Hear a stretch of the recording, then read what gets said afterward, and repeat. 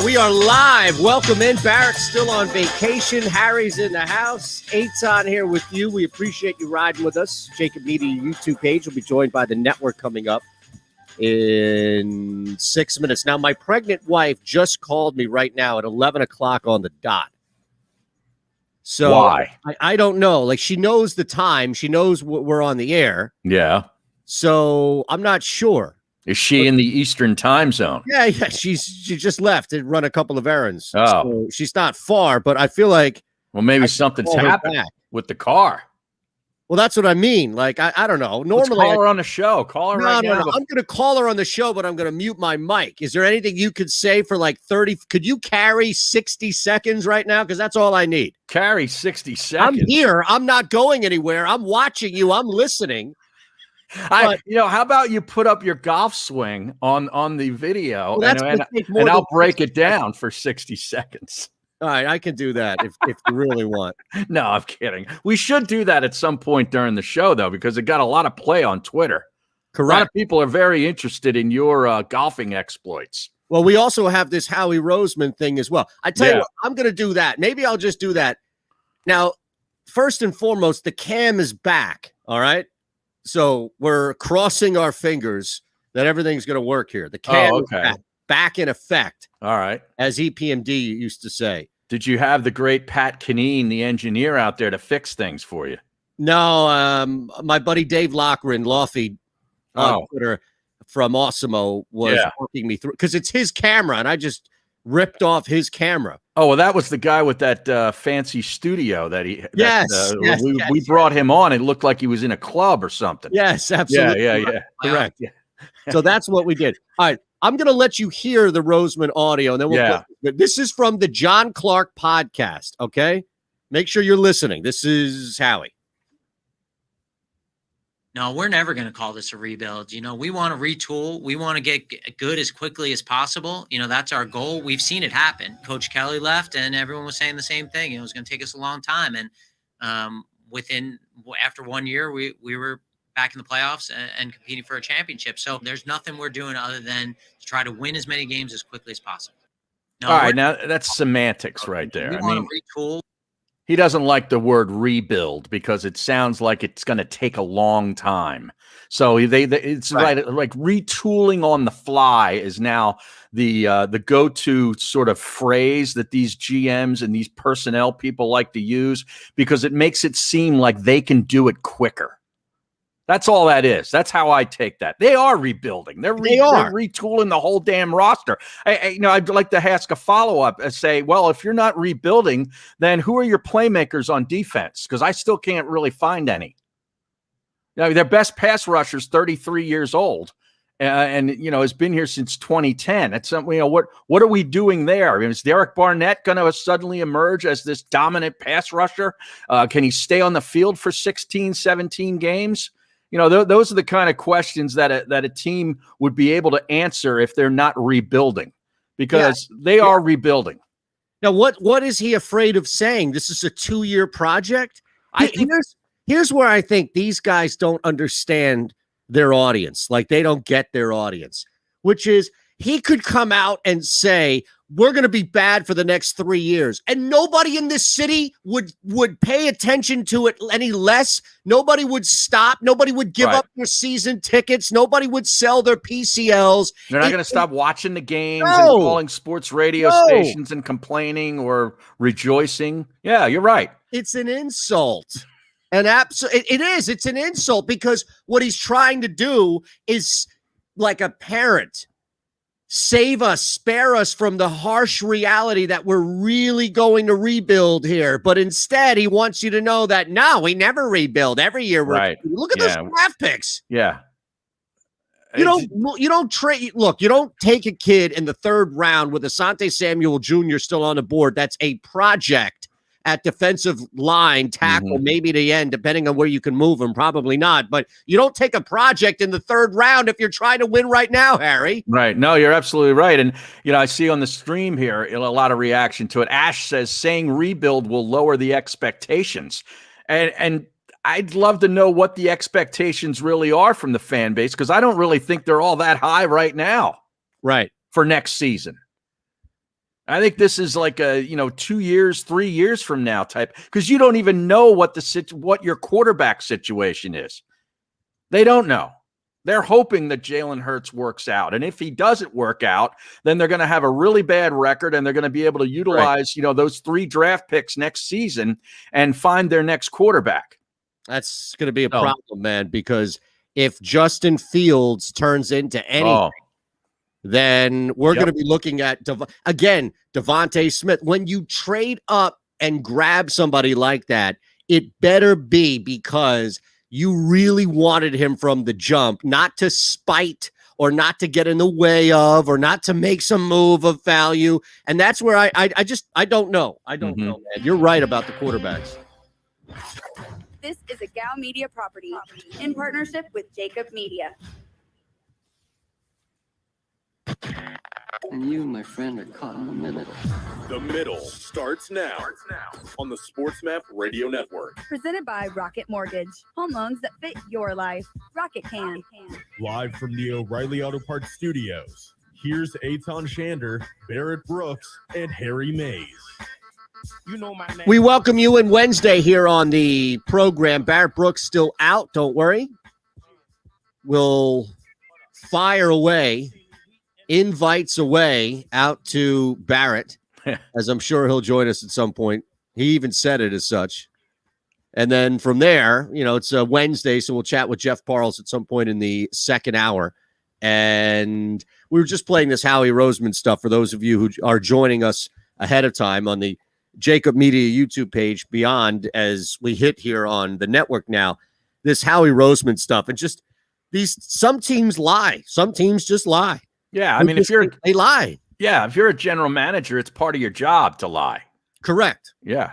Correct. What other job every job, to be fair, in sports where you're in front of the media, you're lying, right? Yeah. Head coach. Coach, player. Sure. Players are really the most transparent that you can get them. Even coaches, because they're just older, right? This element, they're more mature or whatever it may be.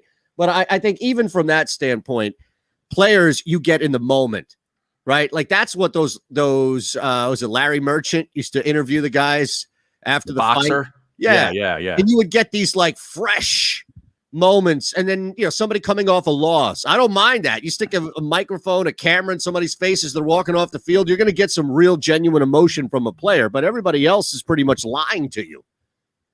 Right, giving you the coach speak, the organizational spin on things, and I think the fan base kind of gets that. I think they do. They know that the Eagles are in a rebuild. So why is he lying? Why is he misleading? Why is he, at the very least, if he's not lying, if he's not misleading, why is he not omitting the truth? Or why is he, omitting the truth? Why not just come out, Harry, and say it's going to take 2 years for us, we think, to get back in the playoffs?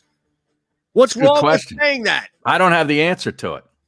Because you know me, I cannot tell a lie. I would be out there saying that very thing. It's not even a trustable sound of his voice. At least give me somebody with a trustable sound. I don't care if he's telling me a lie and a half. All right. Right. If you missed any of today's show on the JAKIB Media channel, listen to the podcast on your way home. Available on YouTube, Apple, and Spotify.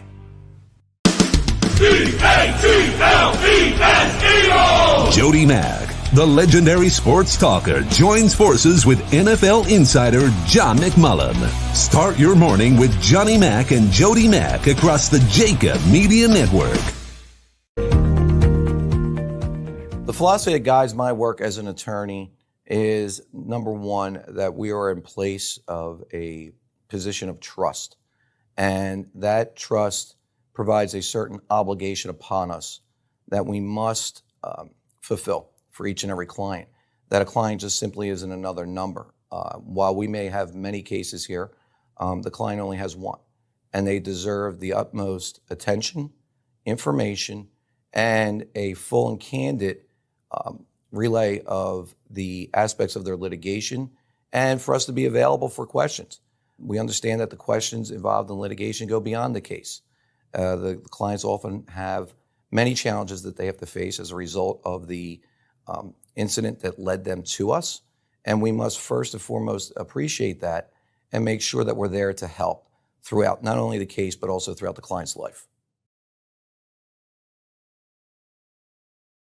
Are you looking for a place to track your action, purchase picks, and share your sports betting analysis with the gambling community? Check out JAKIB Sports, a social media platform with an unparalleled experience catered for the sports betting community. On the JAKIB Sports app, you can track all your NFL, NBA, and college basketball picks while getting real-time updates and injury reports all in one convenient place. Start building your following today and stand out amongst your friends by downloading the JAKIB Sports app on the Apple and Google Play stores. Let's cash some tickets and put it on. Welcome to the Wildwoods, the perfect place where you can safely do everything or nothing at all. Catch a wave, take a nap, go for a drive, grab a bite.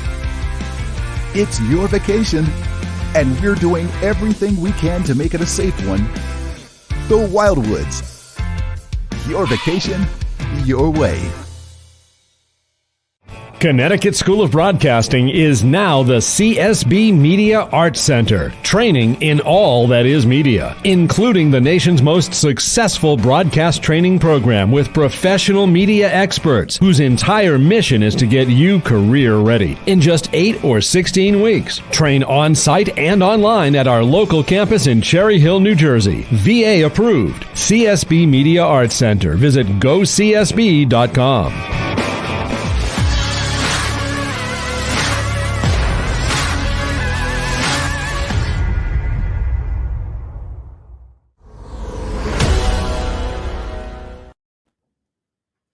All right. This is The Middle on the Sports Map Radio Network. Presented by Rocket Mortgage. Live from the O'Reilly Auto Parts Studios, here's Eytan Shander, Barrett Brooks, and Harry Mays. All right, we are back and looking at what this whole thing comes from now. John Clark had it. We can bring it up at some point here. Now, is this from the Take Flight podcast? Correct. Yes. Correct. This is the Take Flight podcast. So if you're watching on the JAKIB Media YouTube stream, you can see now Harry Roseman, and he's being asked a question, very simple. If this is what? A rebuild. John Clark asked the right question, which is this a rebuild? Mm-hmm. And this was the answer. No, we're never going to call this a rebuild. You know, we want to retool. We want to get good as quickly as possible. You know, that's our goal. We've seen it happen. Coach Kelly left and everyone was saying the same thing. It was going to take us a long time. And after 1 year, we were back in the playoffs and competing for a championship. So there's nothing we're doing other than to try to win as many games as quickly as possible. They honestly believe. No, they don't. They well, hold on a second. Maybe here's why maybe they do. Well, I mean, how could they? They don't know if they have a franchise quarterback. I mean, if you don't have a locked-in franchise quarterback, I got news. You are in a rebuild, because that's what it's all about in the NFL. Either you have one or you don't. Right. You know, we had Zabin on yesterday. How did he describe it? It's like you're wandering around in the woods when you don't have one, and you're foraging through, the trees, and you're drinking, water out of a little stream, trying to cup your hands and get a sip of water. You know, you're in the forest or you're out. They're in the forest because they don't know. Do you if think Jalen Hurts is the guy yet? Okay, so let me further that analogy, right? Mm-hmm. They're in the forest and they're lost, or at least they're trapped in the forest and they can't get out, right? That's the base of Zabe's analogy yesterday, right? Right. The problem is that they've been lost in a forest before, and they completely ass backwards lucked out into finding how to get out of the forest. Well, they had Carson Wentz. Well, what's that? They had Carson Wentz, and in 2017, for 13 weeks or whatever it was, he was playing like an MVP and a definite franchise quarterback. They kind of lucked into the Super Bowl win that year, you might be able to say, but they were on their way. Yes, they were on their way, and Carson Wentz was an MVP, and they had something in 2017, but right down to, and we did this when grading the first round of the next draft, the hubris and audacity combined that followed that win is clear now. And it even comes out in Roseman's comments of, hey, man, we did it.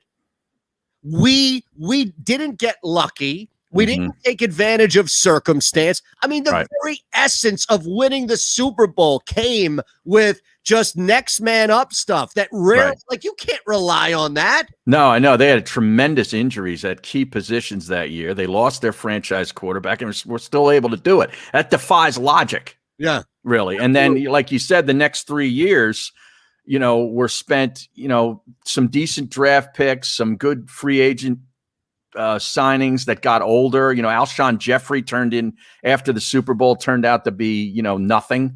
Right. And, and then you're looking at a quarterback who didn't want to be here anymore, played horribly last season, and all of a sudden the whole thing just falls apart.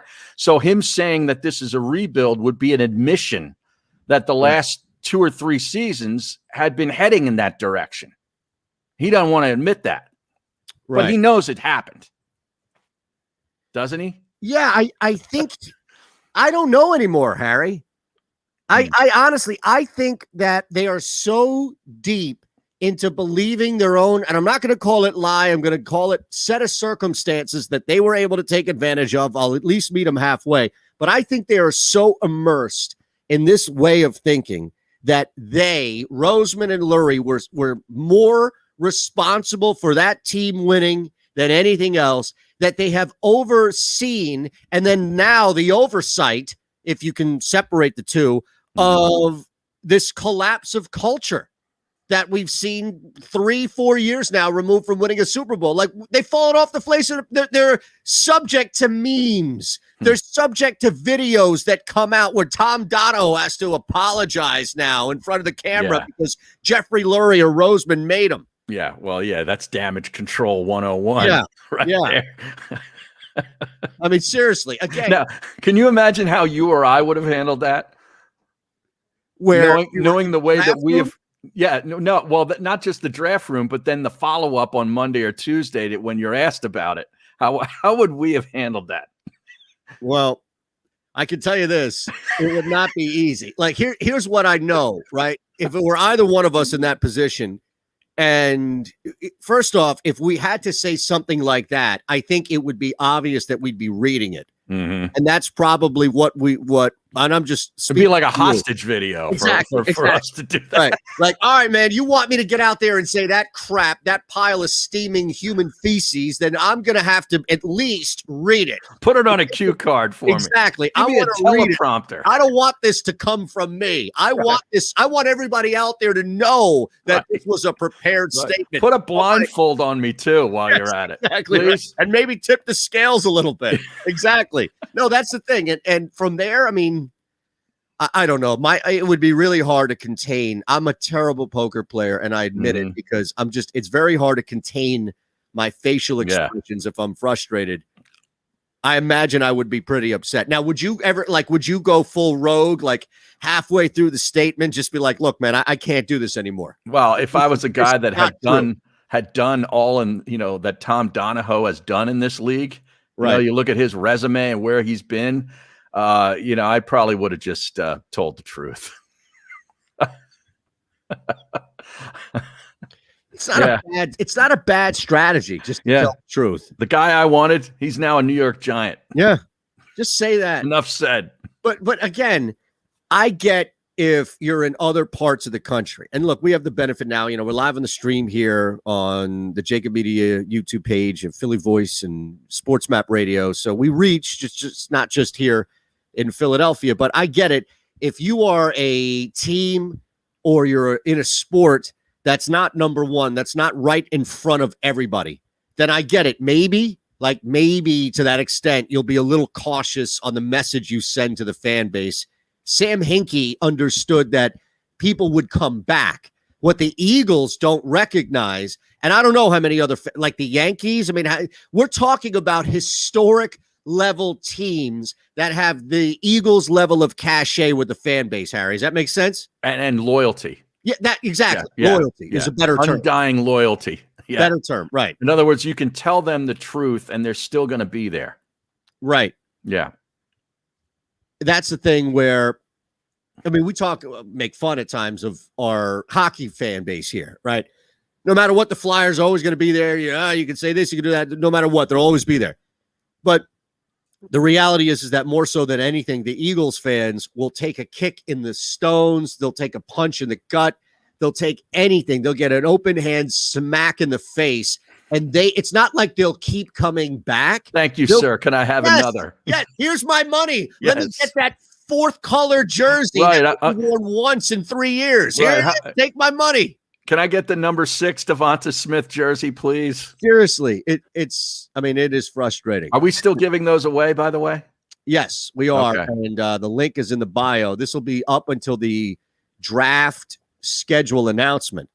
So all of our information is in the show bio, I believe, and Xander will let us know if not. But everything you can find out is in there about this Devonta Smith jersey. We're giving away 10 Devonta Smith jerseys. This thing is massive. That's awesome. Massive. Absolutely. Now, do you realize we are only a week away from the next scheduled event on the NFL calendar? I didn't know that. Really? The schedule release is a week from today. Exactly. Now, how large of a situation is that now? Well, I'm like prime time. Isn't it a Wednesday or something, right? Yeah, it's a week from today, so it's a Wednesday. Yeah, it would have to be some sort of television event. It's a good hour or two to, invest. Are you investing more time in that than like if the Sixers are playing? I don't know who they play. It's a week schedule. So yeah, they got a week schedule. They only have 7 games remaining, I think, starting tonight with Houston. All right. Well, you lucked out, man, because it's a weeknight in the NBA. Wow. It's a really bad night in the NBA. Next Wednesday, you're talking about? Blazers Jazz is going to be the only game you'd want to really. Rockets Lakers. Before that, the Pelicans Mavs. I know Dallas is trying to make a push there. Cleveland hosting Boston, the Nets hosting the Spurs, and the Hawks hosting the Wizards. That's an over right there. That's an automatic over. Hawks. Yeah, how about Brooklyn losing 3 straight? Well, yeah, they take on Milwaukee. Milwaukee's beating them back to back. And cover these tight, ridiculous. I don't understand why the Bucks cover the first line really tight, and then they're a 1.5 point home favorite again. Like I don't know. It didn't make sense. I pounded the Bucks both times, but that's impressive out of the Bucks. 2 straight nights with Durant and Irving playing, and they beat them up. Well, you know who this helps, and I saw our pal Kurt Heelan put this out here, and we'll take a quick one coming up and talk about this. But this is the headline: 3 things to know. Heelan on NBCSports.com/NBA. So puts this out: 3 things to know. Bucks beat Nets again, but 76ers may be big winner. Well, they're a game and a half up now on the Nets, and they're 3 games up on Milwaukee. Boy, that Nets futures is looking like I might need to hedge just a little bit. We'll see. We're not quite there yet, but we'll see. All right, we're back in 3. It's the middle. Harry Mays, Eytan Shander. We got to get these invites out, right? And also, hey, Ron, real quick before we break, and I'm going to send him an invite. Is Asman still hanging around? Because we need some insight from him. Yes. Okay. He never leaves. He doesn't leave. He pulled up a cot. Yeah, but at one point he did leave. At one point, we actually were making fun of him. He did go home for a little bit, but now he's got the hot plate back up, and so he's good to go. Is that right? No, that's not right. I believe it. Look, I would too. I believe it. Is there a shower in there? Like, does he use the shower facilities? Poor man shower. He just rubs a sponge on himself, and then a little deodorant. Yeah, to kind of freshen, to kind of liven things up a little bit. Seems like an Old Spice guy to me. I would say he is. Yeah. Wow. Okay. Let's get Jake on. The invite's out. We'll see. Parles in the second hour. I thought there was more coming from Culver. No, I don't have that much to talk about. With no problem. That's fine. We're back in 3. It's the middle. If you missed any of today's show on the JAKIB Media channel, listen to the podcast on your way home. Available on YouTube, Apple, and Spotify. Welcome to the Wildwoods, the perfect place where you can safely do everything or nothing at all. Catch a wave, take a nap, go for a drive, grab a bite. It's your vacation, and we're doing everything we can to make it a safe one. The Wildwoods. Your vacation, your way. Connecticut School of Broadcasting is now the CSB Media Arts Center, training in all that is media, including the nation's most successful broadcast training program with professional media experts whose entire mission is to get you career ready in just 8 or 16 weeks. Train on-site and online at our local campus in Cherry Hill, New Jersey. VA approved. CSB Media Arts Center. Visit gocsb.com. The middle. You can't have pigs in a blanket followed up by filet mignon, followed up by peach cobbler. It's too much. It's too out of control. Are you kidding me? There needs to be a sense of chocolate. I don't know who this person is. Filet mignon with Crown Royale. Vanilla ice cream and apple pie? You might as well just kick somebody in the groin. The Middle with Eytan, Shander, Barrett Brooks, and Harry Mays. Weekdays from 11 a.m. to 1 p.m. Eastern. Are you looking for a place to track your action, purchase picks, and share your sports betting analysis with the gambling community? Check out JAKIB Sports, a social media platform with an unparalleled experience catered for the sports betting community. On the JAKIB Sports app, you can track all your NFL, NBA, and college basketball picks while getting real-time updates and injury reports all in one convenient place. Start building your following today and stand out amongst your friends by downloading the JAKIB Sports app on the Apple and Google Play stores. Let's cash some tickets and put it on play.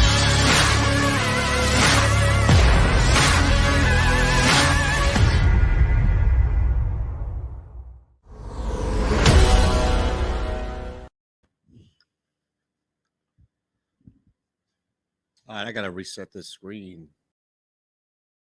Yeah, I saw that. Something's up with your green screen? It's actually green. I'm not used to seeing the. Oh, there it is. Oh yeah, just 20 seconds. Okay. Now these numbers are pretty impressive here.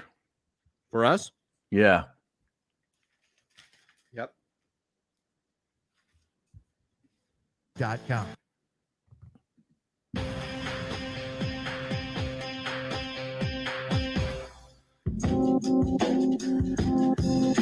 Do you remember 3 weeks after we started on is the middle 97.3, how that morning show started at Twitch everything? Yeah. And they just can't get it right. That was pretty funny. Barrett Brooks and Harry Mays. Yo, look at this. We're back. We're back everywhere. We're back on the network. We're back on JAKIB Media YouTube page.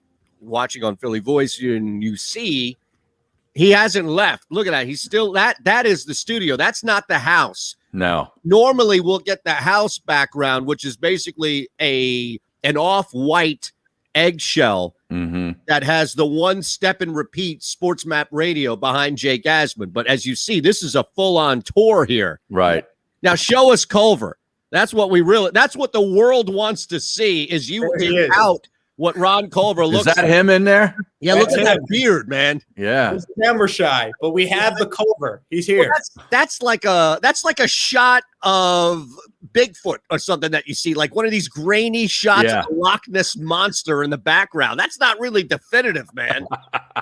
I wouldn't call that HD quality, Eytan. No, not at all. Yeah. I apologize. I didn't realize I'd be flustered into the middle spotlight. Let me put my ring light on here and let's go. Well, I'm kind of amazed that you're not decked out in your Zach Wilson jersey, because I trust that you've already ordered one. Yeah. He needs to pick a number, Harry. That's all that's stopping me right now. He hasn't picked a number? No, they haven't. The Jets have not announced what it's going to be. Now, his mom on Instagram. Yes, I follow Zach Wilson's mom on Instagram for a plethora of reasons. Of course. Many Bikini pictures. What's number one reason, though? Bikini pictures. I want to get a feel for, my quarterback, who he is, This is the woman that has the bikini pictures up there? I don't know if it's bikini pictures, but she is a very beautiful looking woman. All right, who is more attractive? Luka Doncic's mom or Zach Wilson's mom in Jake Asman's mind? That's all I'm asking. This is not general. I'm not throwing it out there. This is not. All right, I won't even answer misogynistic radio. I'm just trying to get in the mind of Jake Asman. What's your type? Is it Mama Doncic or Mama Zach? I actually don't know what Luka Doncic's mom looks like, so I'm gonna have to look into that right now.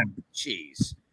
I mean, this is something that's right. I'm surprised there isn't a promo running of you talking about, wow, Luka Doncic's going to have a hard time in the NBA this year with a mom like that. I'm just saying. Hopefully he doesn't eat that Subway sandwich. Oh, wow. Okay. So, Luka Doncic's mom, wonderful looking woman. I will say I might take Zach Wilson's mom, though. I mean, Zach Wilson's mom, she cooks. She was like an Instagram. Well, how do you know Luka's mom doesn't cook? Does she put it on her Instagram page like Zach's mom? I don't follow Luka's mom on Instagram, so I can't speak to it. I'm just learning of this. Okay. Well, count me as with Team Luka. Okay. More my speed. Now, here's the thing with the Wilson family. I mean, the dad was a linebacker at Utah. The mom is apparently more competitive than the dad.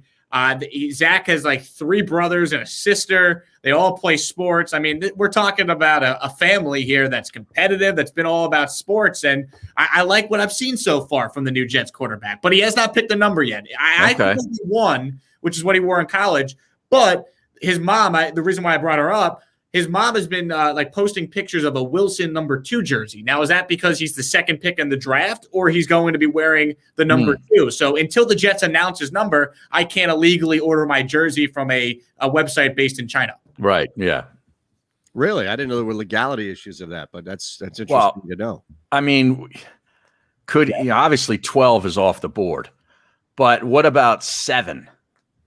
7's fair game. 7's not retired. Kenny O'Brien was 7, I believe, wasn't he? Kenny O'Brien was 7. I think you're talking about that. So what about so obviously not 12, right? But what else? Like, what is another number? What about 16? That was Chad Pennington's number. Pennington was 10. Was he 10? Yeah. Mark was 6. Sam Darnold was 14. Ryan Fitzpatrick also was 14. Could he wear number 1 and steal it from the great Mike Nugent? I'd be okay if he wore number 1. See, number 1's easy. Those are already available online. You could buy those right now. The problem is, what if he wears number 2? Then what do I do? So, that's Nick Folk, who is the best player ever to wear number 2 for the Jets. Nick Folk was money in big spots. I'm a big Nick Folk guy as a Jet fan. But you would be okay with Zach Wilson taking that from Folk or Feely at number 3, right? Yeah. Jay Feely, he was part of that 2009 Jets team that went to the championship game. What about number 4? Why not erase the memory? They're kickers. Who cares? You steal their number. Well, that's what I'm saying. I'm building up to 4 and 6. Look, I think he should take 6 and erase Sanchez. Yes. Because you will never win. Here's why, Jake. You, the rest of your fans, that fraud fireman Ed and everybody else will never win when it comes to Mark Sanchez, because those 2 years that he actually played well enough to not screw things up, and actually in some cases really good, are forgotten and erased. It's just like Leon Lett. It's just like Billy Buckner. It's just like guys who had good careers that are remembered for one thing, and that's the butt fumble. So erase it. Yeah.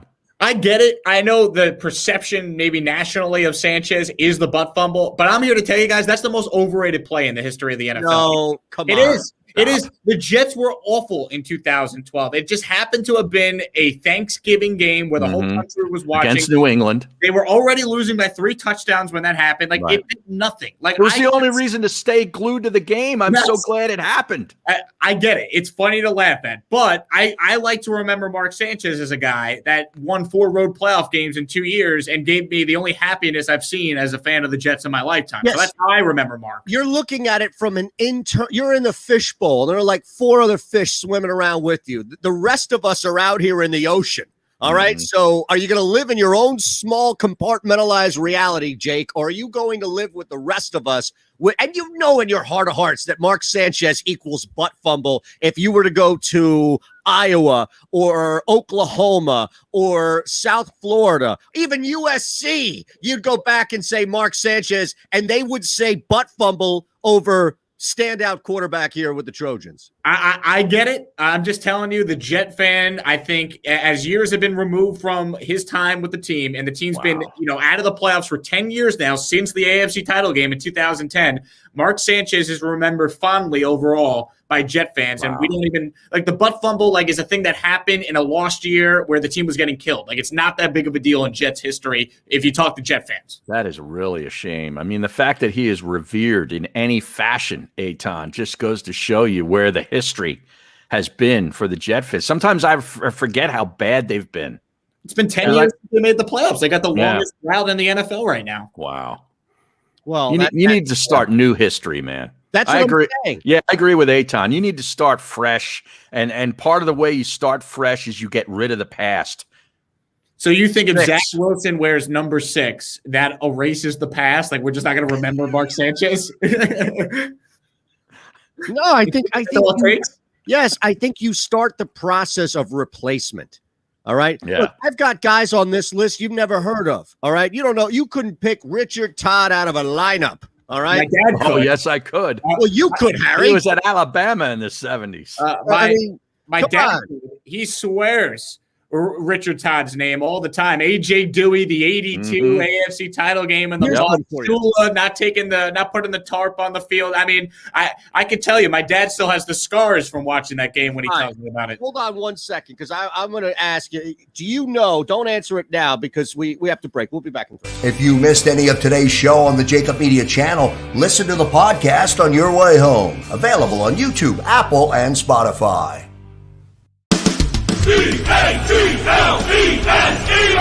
Jody Mack, the legendary sports talker, joins forces with NFL insider John McMullen.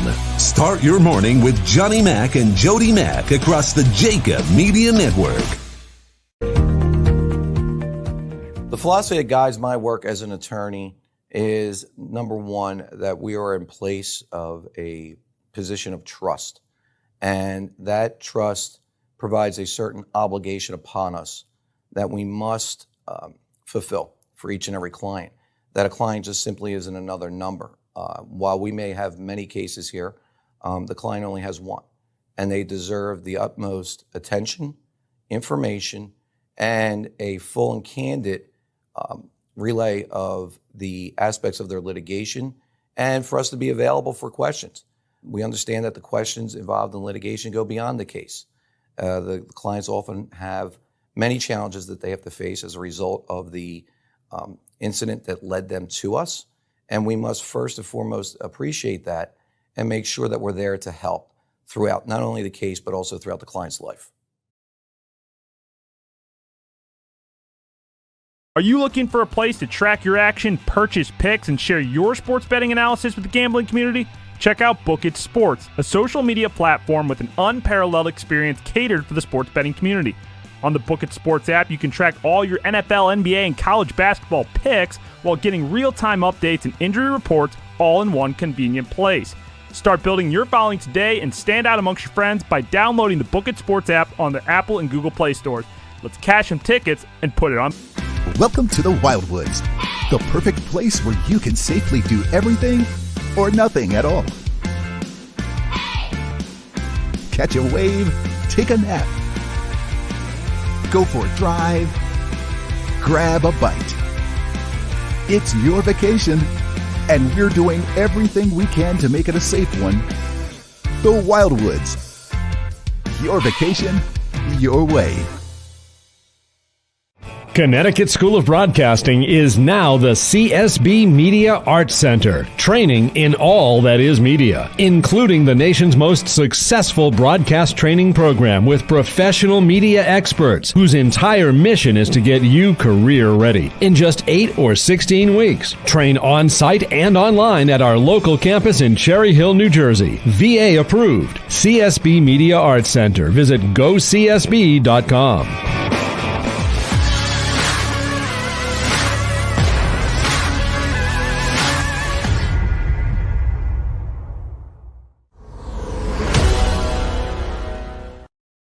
Middle on the Sports Map Radio Network.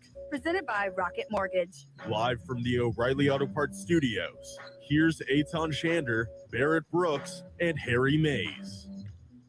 Jake Asman's hanging with us. Harry put out the bat signal because he wanted to get thoughts on Zach Wilson's mom, and here we are talking about jersey numbers, right? That is not true. Who do you think I am, Craig Carton? No, no, you're not. And we're not going down a New York City radio rabbit hole with Asman, because that's going to be right up his alley. Like he's going to break down the old Mac and Sid shows and everything else. No, I was generally interested to know if he had a jersey yet, and now I know that Wilson hasn't even picked a number. That was news to me. Yeah, and 18. Who's the most famous? Let's see if Jake Asman knows. Who's the best player to ever wear 18 for the Jets? 18? Yeah. Let's see. I mean, 18 would be, I guess, a quarterback number, but they don't have a.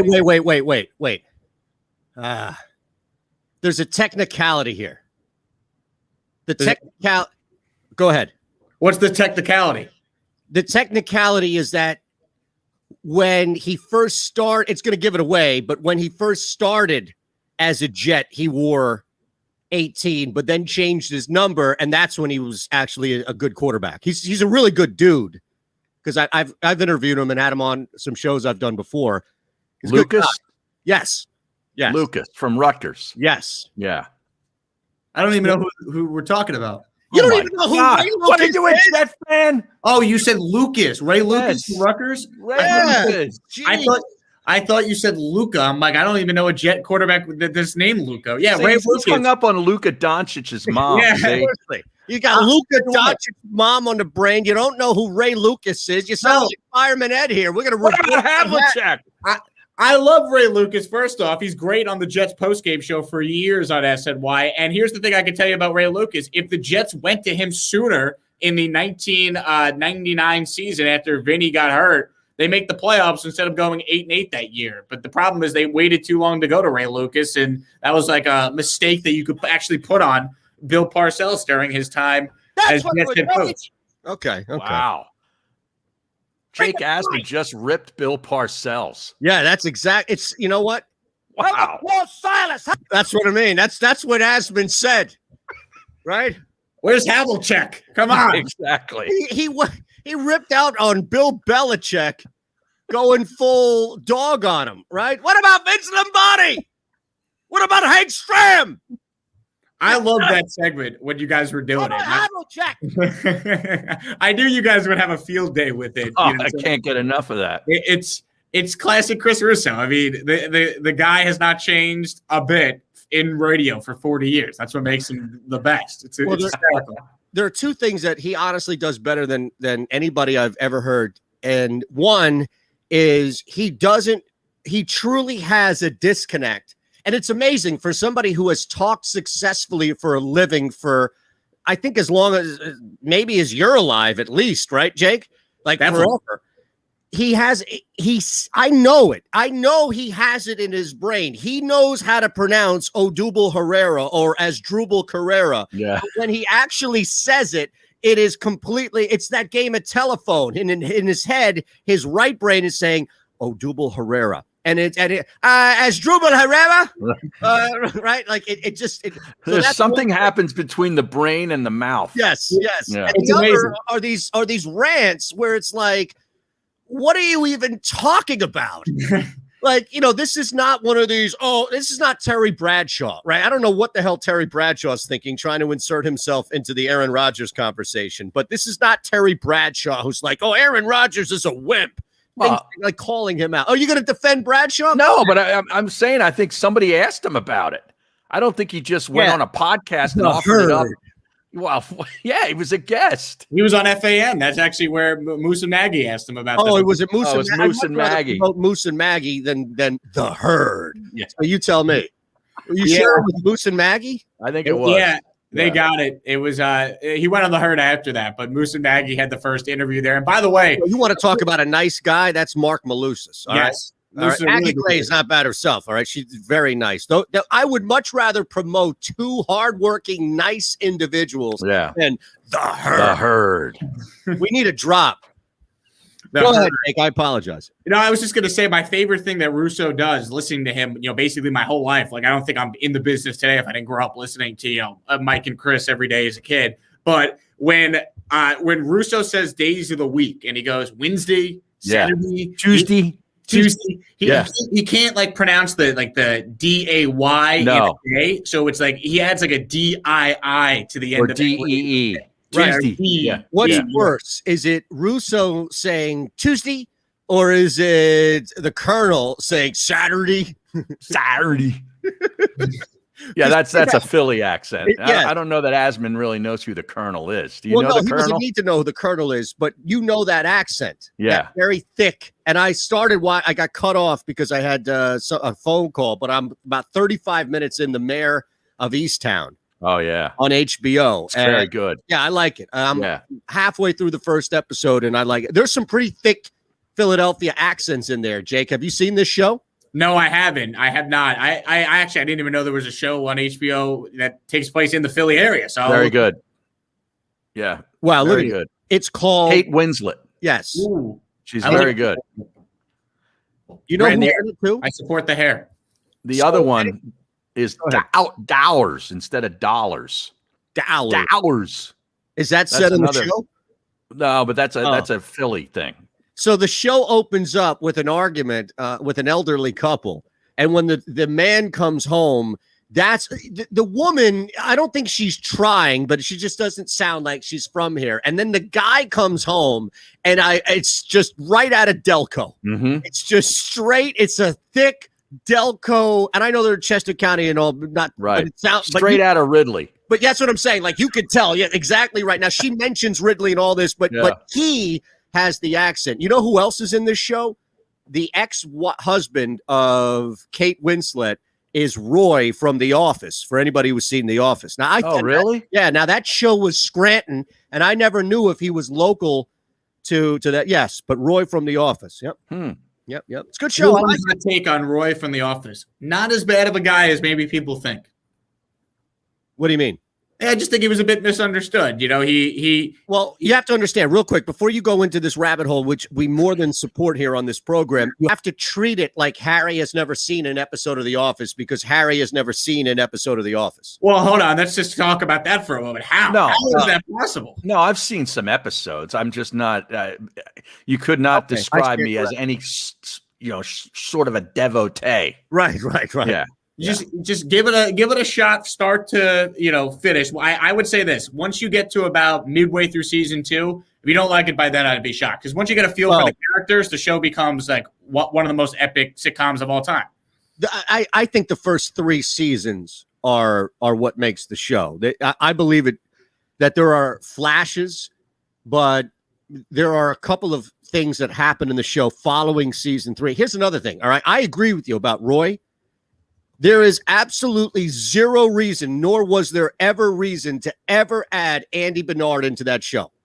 That show, 2 seasons in, was one of the most genius, offensive shows. I loved how it was Ricky Gervais. Yep. I love him. It was over the top. And they took Michael Scott, Steve Carell, and they said, okay, be offensive.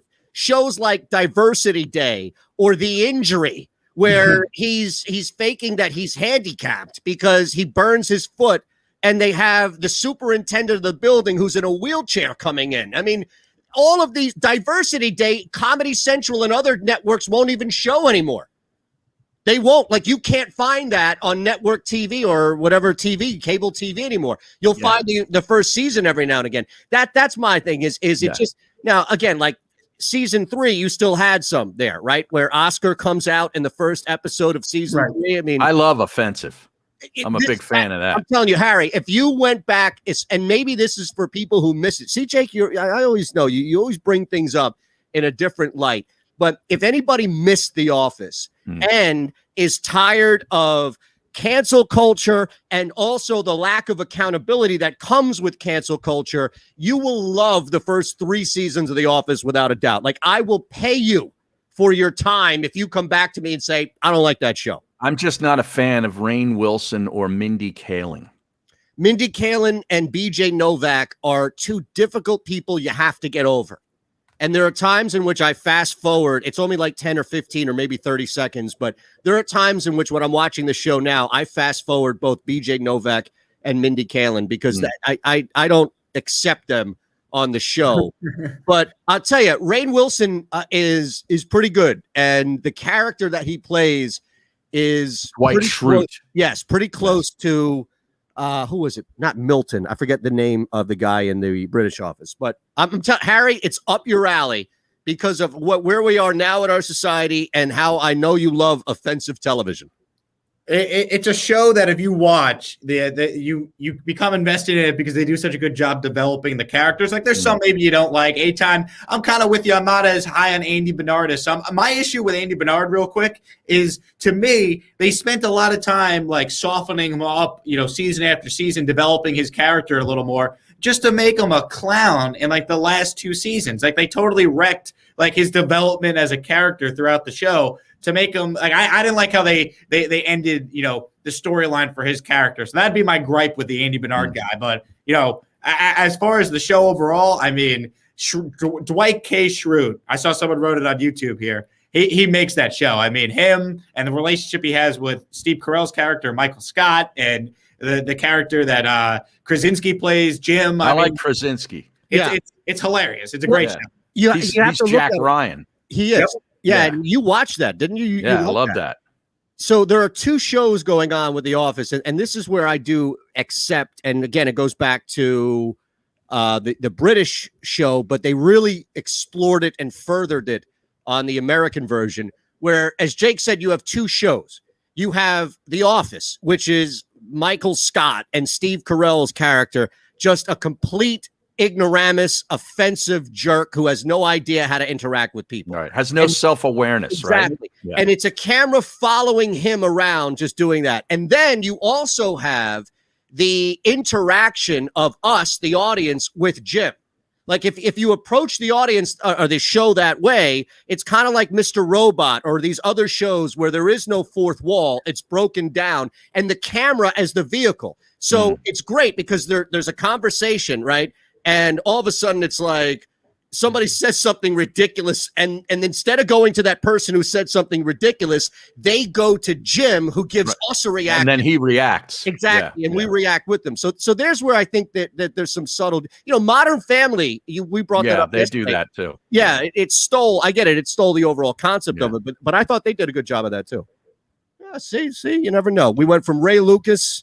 Yes. To this. Keyshawn Johnson, could you wear number 19 if you're Zach Wilson? Like, where does it stop? It's a quarterback number. I think you could do it, right? I mean, my preference would be he wears number 1 because that's what he wore in college. Like, I like the symmetry of a guy that gets to keep his number from college to the pros. Can't wear Don Maynard's number. No. 13's retired. 13's off limits. Yeah. John Hall, 53-yard field goal. 2001 season, it sent the Jets to the playoffs, Harry Mays, and you're going to say no, that he could take that number? He's a kicker.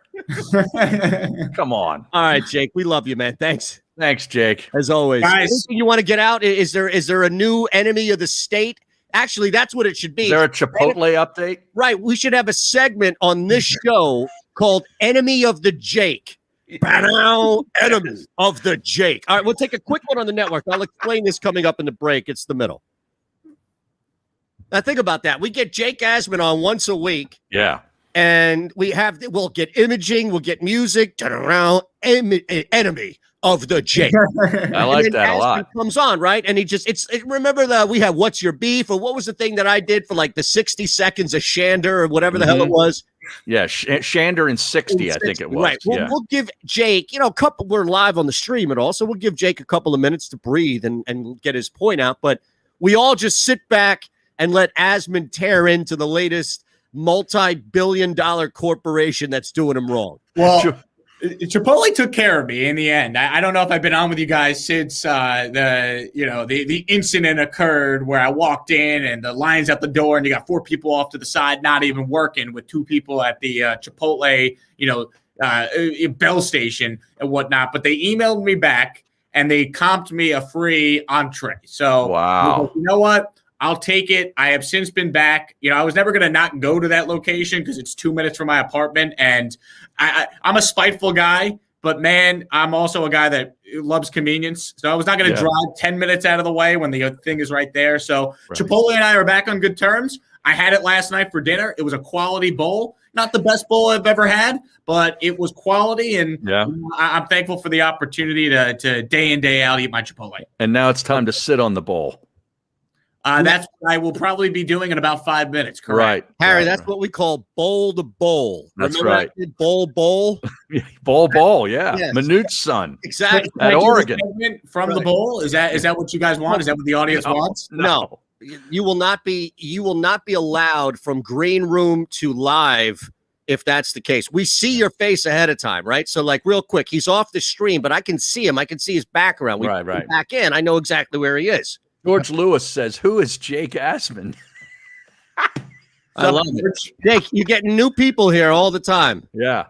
And 91 LSX. Man, I love that segment. Shander in 60. Well, one of the great program directors who knows everything said, nah. Yep, that wasn't good enough. It wasn't good. It doesn't relate to Philadelphia. Yeah. 91 LSXer says Eytan's old lady coined Eytan in 60. Look, it's all it takes, right? Look, I don't think I'd be with someone who looks like that if it only took 60 seconds. I think that's fair, right? We did the Shander in 60 with Mertitas, didn't we? When I was with Jason, and we do it on our show. And, And the program director eliminated. He put the kibosh on that. We thought it was great. Well, I mean, that guy lasted 18 months and he was on vacation for 6 of them. So put things in perspective. But yes, you're right. Removed. I like Shander in 60. So basically, it was just me going on for 60 seconds and doing like some rip off of "Get Off My Lawn." Yeah, but it just turned into ripping social media. It was great. Yeah, it was great. How about a segment called Eytan on Twitter, and then he just rips people? No, his Twitter. On the Hold on. Sports Map Radio Network, Presented by Rocket Mortgage. live from the O'Reilly Auto Parts Studios. Here's Eytan Shander, Barrett Brooks, and Harry Mays. So Jake is still with us. We were saying goodbye to Jake, and he gave us an idea.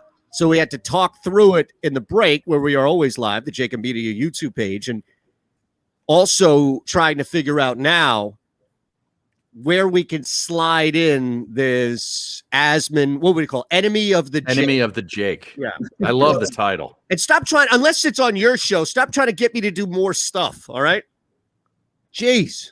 I love the title. I think that works. Yeah. Right? Especially with good imaging. You know, like some good music. Love a good play on words.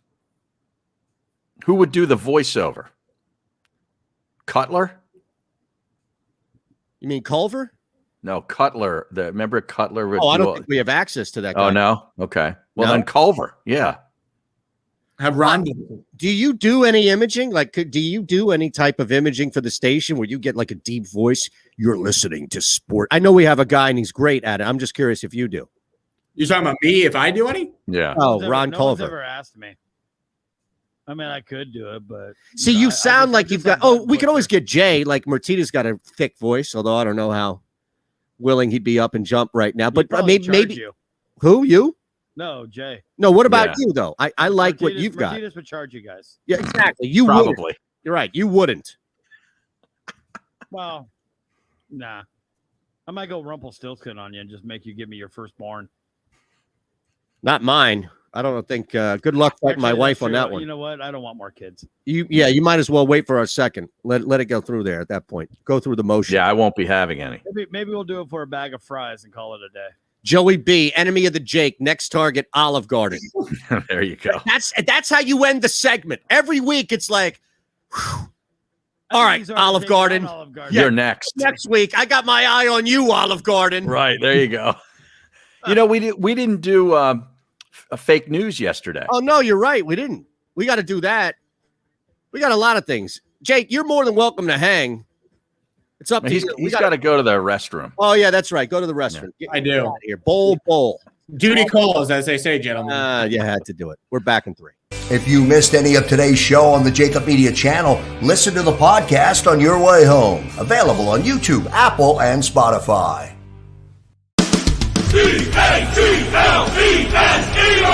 Jody Mack, the legendary sports talker, joins forces with NFL insider John McMullen.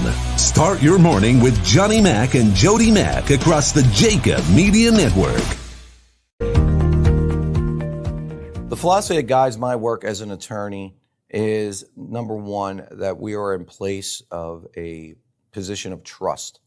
And that trust provides a certain obligation upon us that we must fulfill for each and every client. That a client just simply isn't another number. While we may have many cases here, the client only has one. And they deserve the utmost attention, information, and a full and candid relay of the aspects of their litigation, and for us to be available for questions. We understand that the questions involved in litigation go beyond the case. The clients often have many challenges that they have to face as a result of the incident that led them to us, and we must first and foremost appreciate that and make sure that we're there to help throughout not only the case but also throughout the client's life.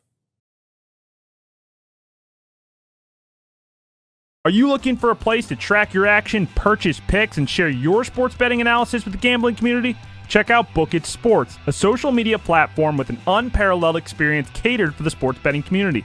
On the JAKIB Sports app, you can track all your NFL, NBA, and college basketball picks while getting real-time updates and injury reports all in one convenient place.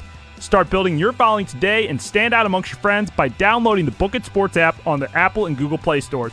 Let's cash some tickets and put it on. Welcome to the Wildwoods, the perfect place where you can safely do everything or nothing at all.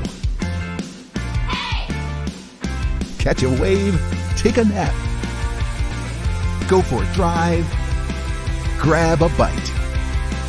It's your vacation, and we're doing everything we can to make it a safe one. The Wildwoods, your vacation, your way.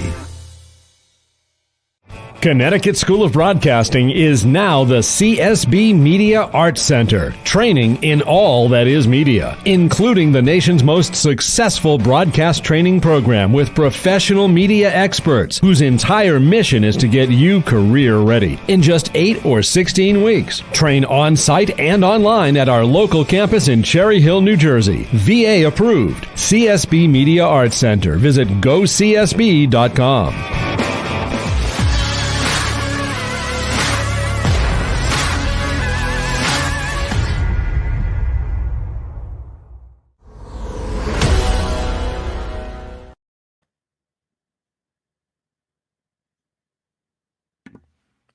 And we are back live on the stream, JAKIB Media YouTube page and phillyvoice.com/the middle.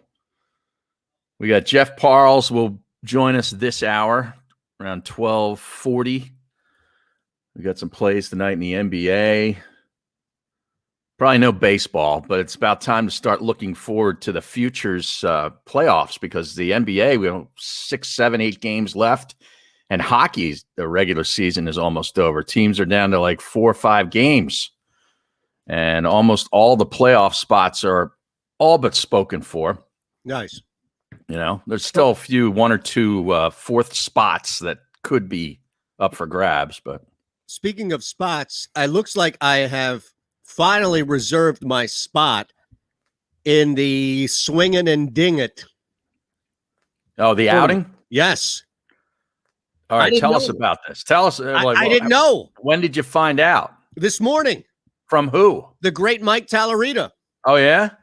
Well, he would know. He would know. He and Jeff Moore are going to be the guys. You know, Jeff basically running iHeartRadio right now. Yeah.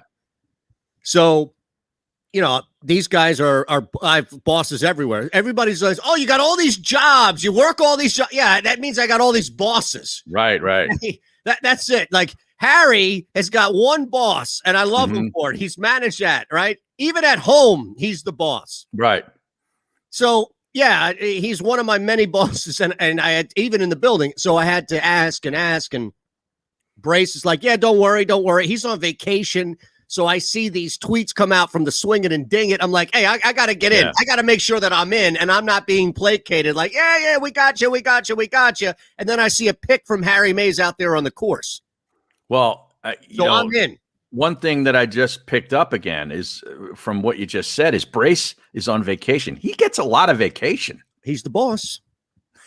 Oh, he's another boss? Well, he's the program director. Talarita is basically in charge of everything from sales and marketing.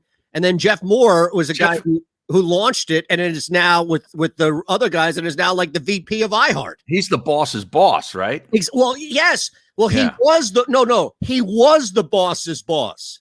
He's now the boss's boss's boss. He's in charge. I think he's on He's Hugo Boss. President. Sorry, I think he's president. He's Hugo Boss. Dude, he is killing it over there, all right? Yeah. He is ascending the ladder like every person out there should strive to. This whole thing was about me now being in this. Now, I have a slot, and I'm wondering who I should bring. If I should bring my brother-in-law, who is like me, like basically like me. Or Gal Media Property. Well, in let me with JAKIB Media. Here. And you, my friend, are caught in the middle. The Middle starts now on the Sports Map Radio Network. Presented by Rocket Mortgage. Home loans that fit your life. Rocket can. Live from the O'Reilly Auto Parts Studios, here's Eytan Shander, Barrett Brooks, and Harry Mays. All right, our second hour here. And as Harry mentioned at the top, Jeff Parles will join us at some point, and we'll talk a little bit about some plays tonight. How about Havlicek? I don't think he's going to be in the docket, if you will. Harry was talking about places and spots and slots available for the NHL playoffs, and I tried to save him from himself. Right? It's like one of these things. Hey, I want to go out. I only want to have a couple. If you see me acting belligerent, then, maybe cut me off. Harry, I don't know if you know this, but before every show, Harry says, look, if I start going down a hockey or baseball rabbit hole, I want you to jump in right away and cut me redirect. Off. Exactly right. No doubt. So now I appeal to Harry, and he is facilitating / hosting a pretty impressive golf tournament with your show. It's not just a pod. It's also heard on radio. I'm not going to go full Cataldi on you. You guys got a pod. It's on the radio as well. The Swing It and Ding It Invitational. This is like the first annual, right? Yes, it is. Along with Fox Sports, The Gambler. And we've got a couple new sponsors just checked in this week. Arnold Palmer Spiked. The beverage, a great beverage of choice on the golf course, is a sponsor. And also Cinch, which is a really cool idea for propane tanks delivery. Because it's grilling season. It is grilling season. Yeah. And what is the grill again? Not that it's not a grill. It's the propane to utilize the grill. Gotcha. Yeah. Now, I had a quick question here, which is it looks like the foursome is probably going to be a guest, a sponsor, which is great. I would like to do that with people. Mm-hmm. And then I get to bring somebody. Okay. So I have really two options I'm thinking of that I can bring. One is my brother-in-law, Chris, who, now this is assuming he can get off work and all, but I think he can. We'll continue this in the break here. Jeff Parles is going to join us, and we'll get you ready. I heard, Harry, there are actually a couple of plays tonight in the NBA worth looking at, including, mind you, our 76ers, but maybe not what you think of as far as the line is concerned. We're back in 3. It's the middle. All right. So my brother-in-law, Chris, is basically like me. We have the same exact personality, and he'll talk to anybody and everybody. He follows sports. He knows sports. He played college soccer at Drexel. So he's local, like he's from here. He's a good athlete and all. Mm-hmm. He's a similar golfer to me. He does hit the ball a little harder, but I've seen him crush a ball 290 and 6 or 7 out of a hole easily. Like he's, one of those guys. So he, I think, would be fun just because he can kind of fit in with everybody and all. The other guy is from my club. His name's Ed. And he's, kind of like, he'd be like my uncle's age, right? He hits the ball a freaking. There's a guy I tell you about who hits the ball a freaking mile. Mm-hmm. Like he's from the Reds at my club, driver to wedge. Mm-hmm. He's really good, and he's like a big Phillies. Like he loves the Phillies first, but he coached basketball, so he's a sports guy, and I think he'd appreciate it. But this would be more to like bring somebody who would be amazing out there, as opposed to bring somebody who would just be out there to, for lack of a better term, dick around. Mm-hmm. So what do you think? Where do I go? Do I bring I bring a ringer type say, or do I bring like another me? Question. It depends, because I know your brother-in-law does a lot of work for you, like at your house. He's the guy you always call over, when you need something, set up, built, all that. So it'd be a nice little give back maybe to him. You're right. To sort of treat him out there for a day on a place that he otherwise doesn't get to play. That's that's sort of the way I'm looking at it. I think you're right. I think at this point, that's it. You are exactly right. Because whenever you were in a pinch, when you first got that house, he'd be your first call. First? Man, this guy was helping me right up through the baby stuff like 2 weeks ago. Yeah. Right. No, you're right. Like he has saved me more money in contractors than it would cost me to pay for his golf, right? What was that app that I told you about that you used for a little tackle? Yeah, until COVID hit. Right. And then COVID hits, and then you can't use tackle anymore. But I will say this. The beauty of tackle is that you had a lot of people moonlighting on tackle, right? They were carpenters, they were cleaners. Handyman. Exactly. So I actually met a couple of people who I still like, somebody who will clean every now and again when we have, time and allotment for it. We met off tackle, and she's fantastic. So that app was really good. It's amazing how it died. Yeah. With COVID. But I think you're right. I think you solved this dilemma. I thought it might take a little longer, but you're right. I got to go, brother-in-law. But there are some suggestions on the stream. Oh, is that right? Yeah, that Joey B says you need to invite Parles. Well, he's in Vegas. This is this week, right? It's May. No, it's August the 17th. Live from the O'Reilly Auto Parts studio. Yeah, the Swing It and Ding It is August 17th. And Harry Mays. Wow.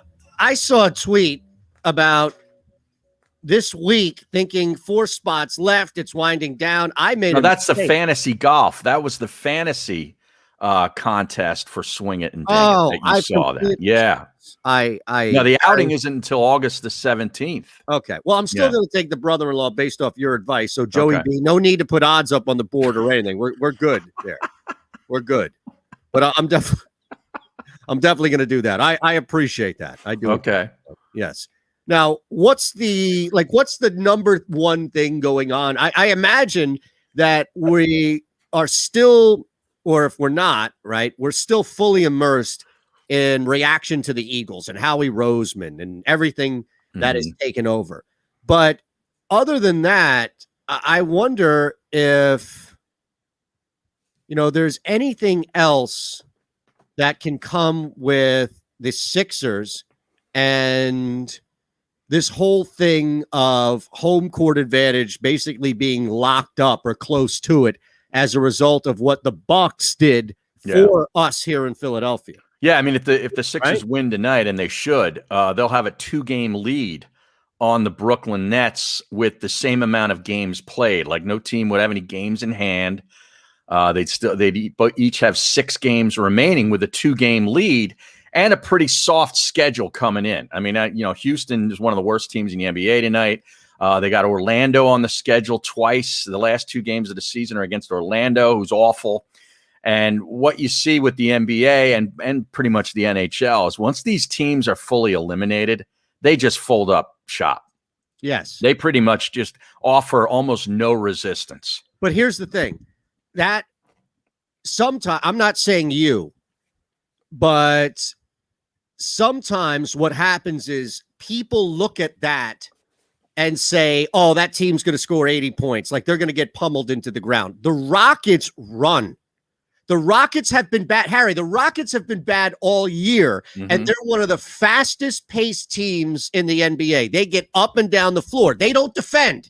We know that's part, but they score, or at least you see guys, top level guys, whoever that may be on a rotating basis, they are up and down the floor. I mean, look at some of these scores, right? Where it's rare. The Knicks is the one. The anomaly is the Warriors, who also like to run, but they just missed the century mark for the first time outside of that Warriors game in like 5 straight. So 96 they scored in that game. Yep. And then you look back, like they're losing games 129, 116. Yeah, their transition defense must be horrendous. Awful. 132, 124, 126, 120, 125, 126, 109. Like, I'm going back. These are consistent scores where they're getting over 100 points. And that's my point here in all of this is the Sixers are going to be up big at some point, probably early, and then it's going to be a lot of bench. And didn't we just see this? We just saw starters had to come back into the game because they blew a lead against the Bulls. Yeah, we just saw that. I think they had a 20-some point lead at the end of the third quarter in that Bulls game, and then the Bulls crept back in and kind of were trying to make it interesting. Right. But I do like the philosophy, though, that I see a very aggressive Sixers team in the first quarter, trying to get out to a big lead, so Embiid, Doc can put Embiid and Simmons and whoever else on the bench for a little while and sort of manage minutes through these games that are pretty easy to win. Outside of what Miami they've got coming up, the Pelicans and Miami. The other games on their schedule, Houston, Detroit, Indiana, and Orlando twice, you would think they're not going to get a whole lot of resistance. No. The only resistance comes in letdown games, guys that are sitting, right, and then ultimately a loss of a true exhale. Yeah. What you get when you know that you're going to the bench for good. Like, that's the exhale that we want, right? And you got 2 back-to-backs, May 7th, May 8th. They have the Pelicans and then the Pistons at home are back-to-back night. And then the 13th and 14th, this is a tough one because it involves travel. They're at Miami the 13th, then come home for the 14th against Orlando. I tell you, that Orlando first quarter at home, I'd be tempted. The only reason why I bring it up is because Orlando's probably going to be a 12-point road favorite. You might get about 5 points in the first quarter. I think about taking that, especially if they come off of a big win against road Miami. Dog. You mean? What did I say? Road. You said road favorite. Yeah, road dog. Yeah, road dog, right. Orlando would be. Pardon me. Yes, Orlando would be about. I would think around a 13 to 14.5 point road dog there. And if the Sixers beat Miami in any form or fashion, I don't care if they beat them by a last-second bucket, a tip-in in overtime, or if they beat them by 30, I would look long and hard at Orlando. Now, here's the thing. Korkmaz is out, right? Mm-hmm. Yeah, he hurt his ankle, didn't he? Or was it his knee? I saw him going back, trying to hobble back into the locker room. What do you mean? Well, when he got hurt. They were showing him going through the tunnel, going back to the locker room, and he had a bad limp. So it looks like he's out. Yes, the ankle is causing him. Oh, it's an ankle. Okay. Yeah. Now, here's the thing, though. Well, that's what it says. I mean, who the hell knows, right? But here's the thing. This is going to open up, and this is what I really like tonight. This is going to open up something with the three-pointer, right? I mean, somebody out there is going to have to fill up the void of where Korkmaz really shines, and that's at least taking, if not making, we hope, threes, right? So if you look, and this may have changed, so I'm going to go to it right now, and looking at here in PA, depending on the app that you look at it, but it might have changed. It might have gone up, but I really like Seth Curry tonight in a couple of individual props, some player props. He's been playing well. Yes, and the numbers were a little low, especially now that you factor Korkmaz out. You can get Seth Curry at 11.5 points tonight. Over, I'm actually seeing over at minus 105.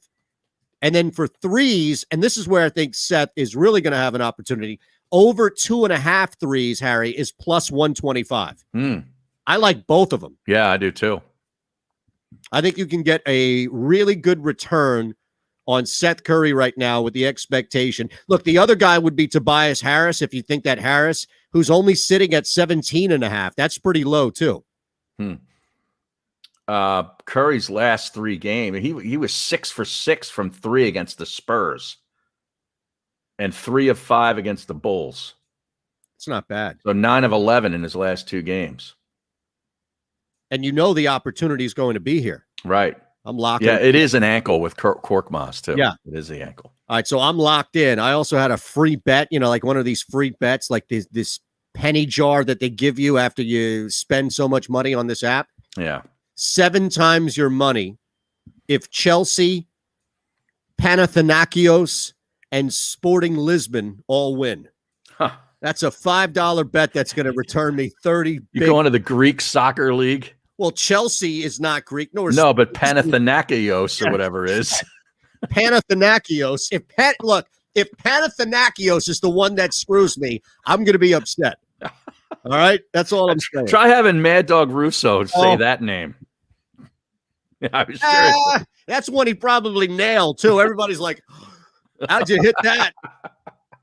Panathinaikos. We had 8 miles every game. Oh my goodness. Oh my goodness. I'm done with these workout videos. Enough. We love Birdman 990, so this is not anything on him. I don't want the stream thinking this is anything at all here. But wait a second. Is that for real? I look, Birdman 990 on the stream is one of our faithful chatters on here. So we appreciate he and others who make time and effort to put things up on here. But yeah, but I mean, what he said up there, Smith working out with Nelson Aguilar. I don't have a problem with that. Do you? I don't necessarily need him working out with Nelson Aguilar. You know what I don't need anymore? I don't need Ben Simmons workout videos ever again. Yeah. All right. Well, let's strike that from the record. It's funny you bring up him in video, because I was told by someone the other day that Ben Simmons does not like when the camera crews are down there during shoot-arounds and warm-ups filming him shooting. He asks them to shut the camera off. Really? Yes. The whole time, or does what? not like it. Paranoid about it. People watching his shot. Doesn't want it. Doesn't want any part of it. No? Yeah. When did this come out? It didn't come out. I just heard about it over the weekend. Okay. Okay. Yeah. I didn't realize that. Really? Okay. That's interesting. Yeah. I like that, though, as far like the correlation, at least. Sorry. I was trying to see. Yeah, Harry, if that's true. Simmons is such a wimp. Wow. I was waiting for the second part. Of right. We needed the second shoe to drop there right. from Birdman. Right. Yeah. Oh, well, I believe that because I believe the person who told me. Is it anywhere? Like, what would I search on Google? What would be the searchable phrase that would hit the SEO? For which? Simmons? For Ben Simmons or for this Nelson Aguilar stuff? No, Simmons. Simmons likes to have camera off. I don't want something to pop up with like him and Crystal Jenner or something. Wouldn't that be like, what would be the summation of what you say? I don't know. I mean, for a Google search, I don't know how you'd search for that. Ben Simmons. I mean, we tried to think of something that would nail it. Maybe there's a video. Filming his shot. Okay. I don't know. That's fine. I like that. I doubt it would be on the internet. You never know what's on the internet. Yeah. You know what? I keep getting stuff for Bill Simmons, so I'm out. I'm out on this. You are totally out on that. I don't want anything to. Because that's the Ringer, right? Yeah, seriously. Yeah, you hate the Ringer. No, it's not true. Hate's a strong word. Okay. Strong word. You loathe the Ringer. Julius Randle named NBA Player of the Month. Hey, man, he's been playing great under that coach. Tibbs. That's right. Thibodeau. That's right. Tibbs. Did you know that there's a need for a new soccer anthem? Did you know that there's even an anthem for the Euro 2020 tournament? Like, do we need anthems now for tournaments? U2 and Martin Garrix are teaming up for the latest anthem. U2 and Dutch DJ Martin Garrix have recorded We Are the People We've Been Waiting For is the official song for next month's Euro 2020. Now, I know that the NCAA has a one shining moment, right? Yeah, they play that at the end of the final game. Right. But there's no song, like there's no Super Bowl song. There's no NBA Finals song, right? No. There's no college football championship song. No, it's just the networks have their own music, for the beginning of the broadcast of, like a college football game on ESPN or CBS. They have their own little sort of theme music, but there's no words. Right. It's just music. Got it. Okay. Yeah, the Masters songs. Well, the Masters, I think, has the theme music. Yeah. Masters has that. Yeah. Right. And that's what Berger brings up on the stream here. I think the Masters, though, like theme music, but even still, NBA, all the different networks. Remember the NBA on NBC, and you have Monday Night Football, Sunday Night Football. I'm just saying, as far as like this big thing that comes, I don't know. I just didn't think we needed another anthem. No. I got to credit U2 for making some money out of that. This is probably just U2 figuring out a way, to get back in people's consciousness, because they've been gone for a while. Yeah. Okay. Now, I know you saw this video earlier. Dave Loggins did the Masters theme. Not Dave Lochran. No. Okay. Yes. Not Kenny Loggins, right? No. I think it's his brother. Right? Yeah. Isn't Kenny Loggins from Caddyshack? Yes. Yeah. Yes. All right. Now, I got to be honest with you. If I had to choose Dave Loggins or Kenny Loggins, I'm going Kenny, Harry. All right. That guy's got some. Oh, yeah. He had all those movie soundtrack hits in the 80s. Come on, man. Now, we can't play him on here because YouTube will destroy us. But yeah, he's got some hits. I think David Loggins was from Loggins and Messina. No? Ooh, that sounds about. You know what? Or was that Kenny Loggins? No, that might be. I think you're right. I think that might be Dave Loggins. All right, we're back in 3. It's the middle. If you missed any of today's show on the JAKIB Media channel, listen to the podcast on your way home. Available on YouTube, Apple, and Spotify. Welcome to the Wildwoods, the perfect place where you can safely do everything or nothing at all. Catch a wave, take a nap, go for a drive, grab a bite. It's your vacation, and we're doing everything we can to make it a safe one. The Wildwoods. Your vacation, your way. Connecticut School of Broadcasting is now the CSB Media Arts Center, training in all that is media, including the nation's most successful broadcast training program with professional media experts whose entire mission is to get you career ready. In just 8 or 16 weeks, train on-site and online at our local campus in Cherry Hill, New Jersey. VA approved. CSB Media Arts Center. Visit gocsb.com. The middle. You can't have pigs in a blanket followed up by filet mignon, followed up by peach cobbler. It's too much. It's too out of control. Are you kidding me? There needs to be a sense of chocolate. I don't know who this person is. Filet mignon with Crown Royale.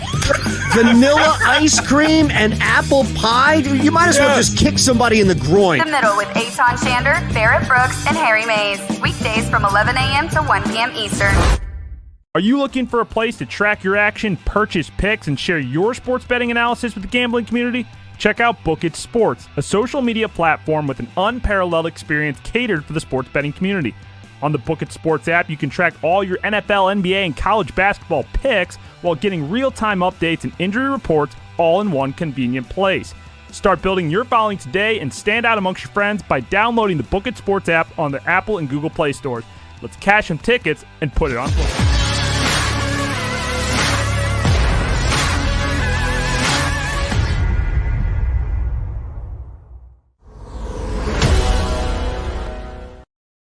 No, Loggins and Messina was Kenny Loggins. Is that right? Oh, Messina, okay. Yeah. The other Loggins had the big hit in the 70s, Please Come to Boston. Do you remember that song? Please Come to Boston in the springtime.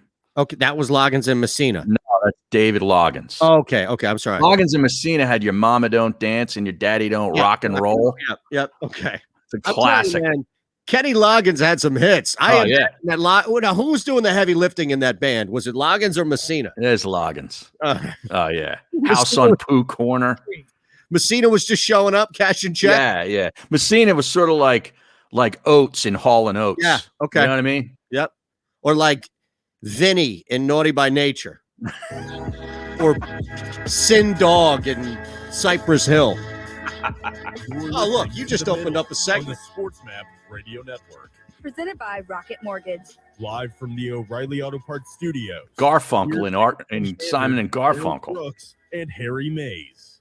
We were just in the break talking, and before that, talking about it came up with Kenny Loggins and Dave Loggins about the Masters, right? Dave Loggins, this is how the show works. Like, let's work in reverse. Kenny Loggins from Dave Loggins, from Masters theme song to sports that have theme songs to from U2 and a DJ working on a theme song. Yeah, that's where it started. No other place on the planet will open up a story about U2 and some Dutch DJ and get to Loggins and Messina. And please come to Boston from Dave Loggins. Think about it. Yes, I had no idea about that one. Now think, and also on top of that, right, we've got the conversation that opened up about the Bees. And you mentioned Garfunkel. That might be the biggest. Yeah. The Bees, the guys that just come in. Oh, yeah, I'll take that check. I'll see you. Right, they're like part of the duo, but there's one guy or gal in the duo that seems to do all the heavy lifting. Yes, like Simon and Garfunkel. Paul Simon he was a monster. Garfunkel just sort of hung out and sang the high pitched background stuff, and then Bridge Over Troubled Water. Yeah, that's basically it. And that's disappointing, right? When you go back and you look at that, and the celebrity, the power, Oates was another one mentioned. Hall and Oates, yeah. Daryl Hall is the group. Exactly.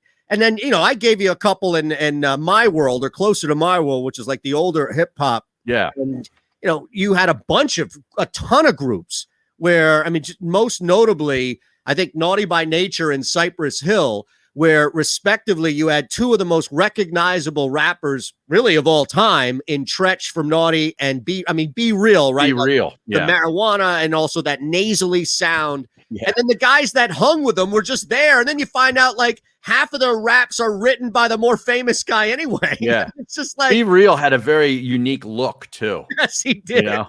Yes, he did. And Tretch was really like the guy before Eminem and the guy before like Mystical and the guy before that fast repetitive cadence that really kind of blew up. And you just like you look over and be like, oh man, that's why groups that have that equal power. Yeah. And I'll give you the most easy one again from hip hop is Outkast, where you had two guys who individually were genius in their own right, come together and never overstep on each other. And I'm sure, right, you look at that, two is the harder one, because I think once you add more and more, it becomes like an ensemble. But sort of like No Doubt. That was Gwen Stefani and a couple of dudes that nobody remembers. Yep. That's a great call. Take Gwen Stefani out of No Doubt and you got nothing. You got nothing. Right. You don't even it isn't a doubt. There is no doubt. It goes from no doubt right to without a doubt. Exactly. Right. Oh, I guess it's the same, but right. What about the that god awful Fergie and the rest of them, right? You had that one guy, Black Eyed Peas. Yeah, you had that one guy, right? Yeah. Will.i.am, yeah. Who was basically like writing everything, performing everything. Right. It was like you couldn't say that about the Roots. The Roots have talented musicians, and then you have the Fugees.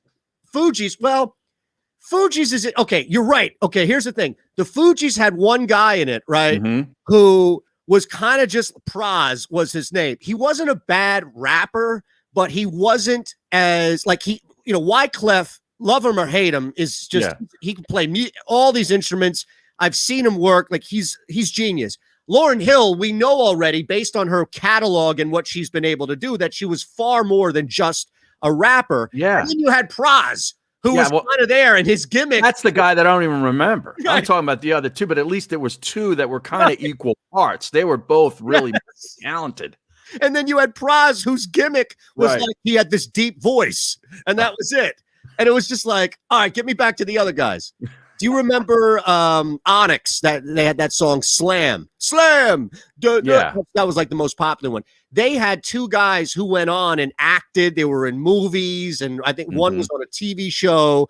Fredro and Sticky Fingers is the other guy, right? Sticky Fingers. And there was this random third dude in the group who ironically was the best rapper of the three of them, but nobody could pick him out. Nobody knew who the hell he was. And he was just there, part of the group. Like you have these people in these groups or bands that are just there. Yeah. And it all came from Fingers. Garfunkel. Now, was he named after the great record by the Rolling Stones?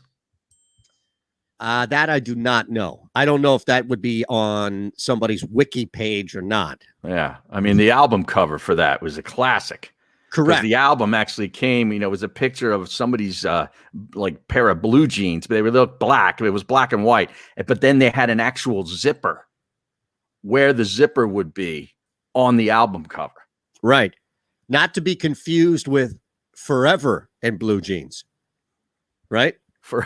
Forever in Blue Jeans. Isn't that Neil Diamond? Yes. How about that? That's a great call. And you know where I'm going to pull the reference? Take a guess where I'll pull that reference from Forever in Blue Jeans. King of Queens. Absolutely.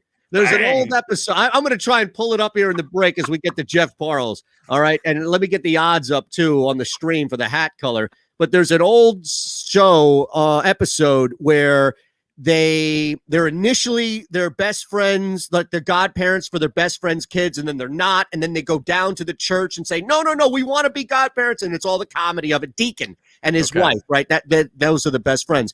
So as they're driving home, it's Doug and Carrie, and Doug says, hey, how about that Reverend? He was pretty cool about the switch, right? Reminds you of that Neil Diamond song, Reverend in Blue Jeans, babe. And she's like, no, it's Forever in Blue Jeans. And he says it over and over again. He's like, how did I miss that? See? I got you. Parles next. It's the middle.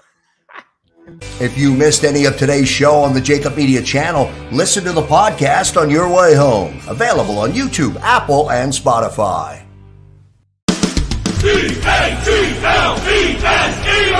Jody Mack, the legendary sports talker, joins forces with NFL insider John McMullen. Start your morning with Johnny Mack and Jody Mack across the JAKIB Media Network.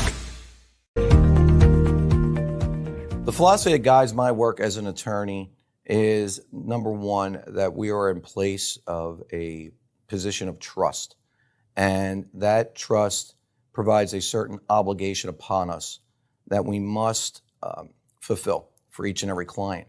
That a client just simply isn't another number. While we may have many cases here, the client only has one. And they deserve the utmost attention, information, and a full and candid relay of the aspects of their litigation, and for us to be available for questions. We understand that the questions involved in litigation go beyond the case.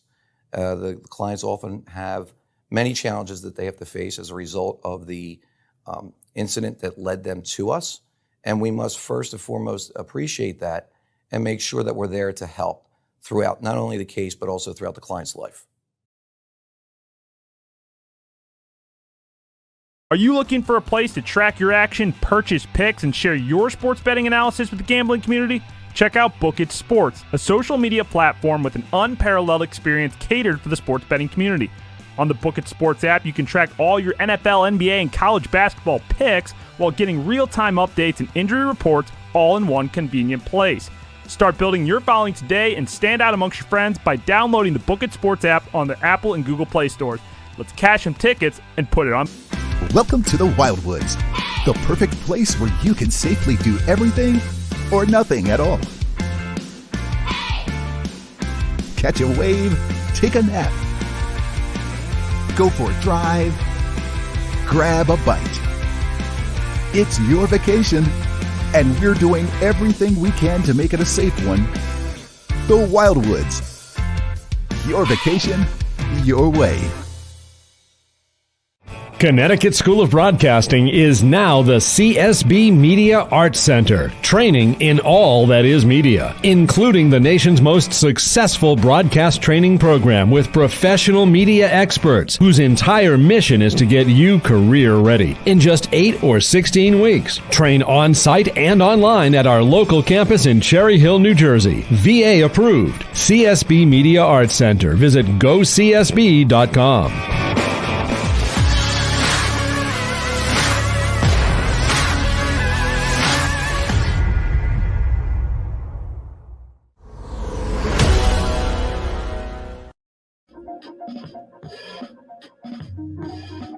So, godparents, huh? Yeah, boy.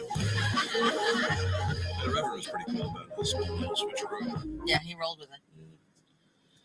You remember that song, Reverend Blue Jeans? Live from the O'Reilly Auto Parts studio, here's Eytan Shander, Barrett Brooks, and Harry Mays. All right, Harry, you asked for it. Oh, Jeff yeah. asked for it. Reverend Blue Jeans, babe. It's not Reverend Blue Jeans. It's Forever in Blue Jeans. It was Reverend Blue Jeans. It was about a hip reverend. He wore jeans. Reverend Blue Jeans, babe. No.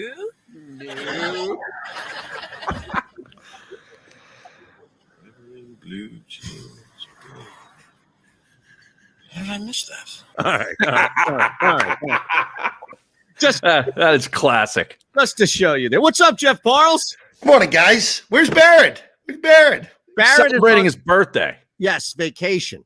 Oh, Yeah. Barrett's a Cinco de Mayo baby. That's Yeah. that's pretty good. It's a pretty good draw. Yeah. You know, he joined us yesterday from the road. He's a 2-day trip, but Where is today I think he over imbibed yesterday and is probably celebrating Cinco de Mayo along with his birthday. He's up in Long Island playing golf. Okay. Yeah. Okay. Hopefully he's out on the. Hopefully he's playing somewhere good out in the Hamptons. That's he what is. I'd be Oh, hoping he is. for. Actually, he is. All right, Yeah. good. Well, he's doing it right then. Right. What do you think? He's going to some municipal course out Oh, there? come on, come on! I've played Muni golf before in Islip, so it's an experience I don't think I want to recreate, guys. Although Well, I'd love yeah. to go to Garden City. Not at a Muni course, though. No, the Garden City Golf Club is sweet. Yes. If Yeah. you went to a Muni spot there, to be fair to West Islip, you could wear your jean shorts, you could wear your moccasins, you could wear, Harry, your hoodie. Yeah. You can wear whatever you want out there. They won't say a word, right, Jeff? I didn't wear moccasins. I can guarantee on that. I can guarantee you on that. Oh, my goodness. Jeff on Twitter at Jeff Parles, Book It Sports at Book It HQ. We always talk about some way to come back to the great community there at Book It HQ and Book It Sports based off of our conversations where we try and get the most out of Jeff Parles whenever we have an opportunity to mine some plays that he has. Is there anything that jumps out so far today, tonight, across the board? Why don't you dictate the flow? And Oh then man, you're putting me on the spot, and I've been here for 90 seconds. Well, no. What do you mean on the spot? Have you not made a play yet today? No, I haven't made anything. It's only 9:40 here in that's Vegas. true. Hey, true. So it's early. The only thing that I was looking at last night that I almost assured last night. The only thing I will surely play today is I'm going to probably play John Means in the Baltimore Orioles at a plus price because Means has been a top 10 pitcher in the American League, and Yusei Kikuchi has been better than expected, but he's still in the fade book. That's the only thing, at least for the early games that I was looking at last night, that I'm probably going to play. And if you're going to give me a 10, if you're going to give me a 10 in a full game in Colorado on a total, I'll bet that over too. Yeah, that's a little low. Although last night we saw the Giants jump out right in that first game, and then Well, you had two huge overs in those 7-inning games. Yeah, right. I'm surprised that seems a little low. That doesn't seem too low to you. Maybe too low for comfort at 10. Should be probably. I would only bet it over. Eytan. Okay. The only concern is John Gray is Colorado's best pitcher, but we're talking about Denver. We're talking about Coors. Colorado. We're talking about two terrible bullpens. So, I mean, if either starter goes 5 innings, you get 4 innings at elevation with those bullpens. I mean, you're telling me we can't get 5-5 at some point in that game? Come on. I would bet it only over. Freddie Peralta is one of the Brewers' best guys so far this year, right? And he's good. Yeah, he's pretty good. And he's in Philly tonight against a guy who I think is this total just seems a little low. And I imagine it's also going to be low for the first 5. I'd be inclined to go over both here, in that all I really need is the second time around the Phillies to start getting to Peralta, because I have no doubt in my mind that Milwaukee's going to hit Anderson. Chase Anderson. Yeah, it's a matter of time. Yeah. And at 7.5, like I know I'd rather play the first 5, but even at 7.5 for the over, I feel like seems like a gift. That's surprising that an Anderson start can be that low, regardless of who the opponent is. Yeah. And Anderson's coming off. A game where the Mets decided that they didn't want to hit, which has happened a lot this year so far. So what I'm seeing out here, and this is interesting. So it's 7.5 for the whole game, and the first 5 is 4. I would have anticipated being 3.5, but it's 4 plus 105. So I play that with take a plus price over 4 first 5. I don't hate that. I would, in all honesty, just be inclined to take the 7.5 over, because for the full game, just because you're asking Chase Anderson plus the Phillies bullpen to not give up 5 runs in that game, which is probably what you need in order to get that game over 7.5. So I would bet that over for the full game. Come on. At least give me the outs for the bullpen there. That's Take what them I would both. do. Take them both. Harry, I'm taking first 5 over 4 whole game. Yeah, but you know what's what's going to happen there, Harry. It's going to be Anderson's good enough against that inept Milwaukee offense without Yelich, who went back on the IL again after playing 1 game. And you end up with a game where Milwaukee scatters base runners, scores twice, and the Phillies don't do anything against a good pitcher in Peralta. So I feel more comfortable with that full game than the first 5. Again, I'm not saying don't play the first 5, but I know I'm going to play the full game. All right. Yelich is still playable, by the way, on boosts and player props. Isn't that weird? Why wouldn't he be off the board? That's interesting. I can play right now Yelich to record a run and Brewers to win at plus 110. Well, but the thing is with that, though, Eytan, if he's again, it would be a scenario where that would more than likely just you get your money back because they say, he wasn't in the starting lineup. So that's just someone he's not going to be in the starting lineup. Yeah, legitimately he's on the IL with a lower back strain. So again, that's a bet that if you try betting that, you're just going to get your money back regardless. That's just who had that? FoxBet, PA. Great job by them. Yeah. How about the Atlanta Hawks tonight at home getting 1 against Phoenix? Phoenix off a back-to-back. Well, Phoenix had the greatest cover in the history of the NBA last night. First team in 30 years to cover in overtime as a double-digit favorite. Which 24.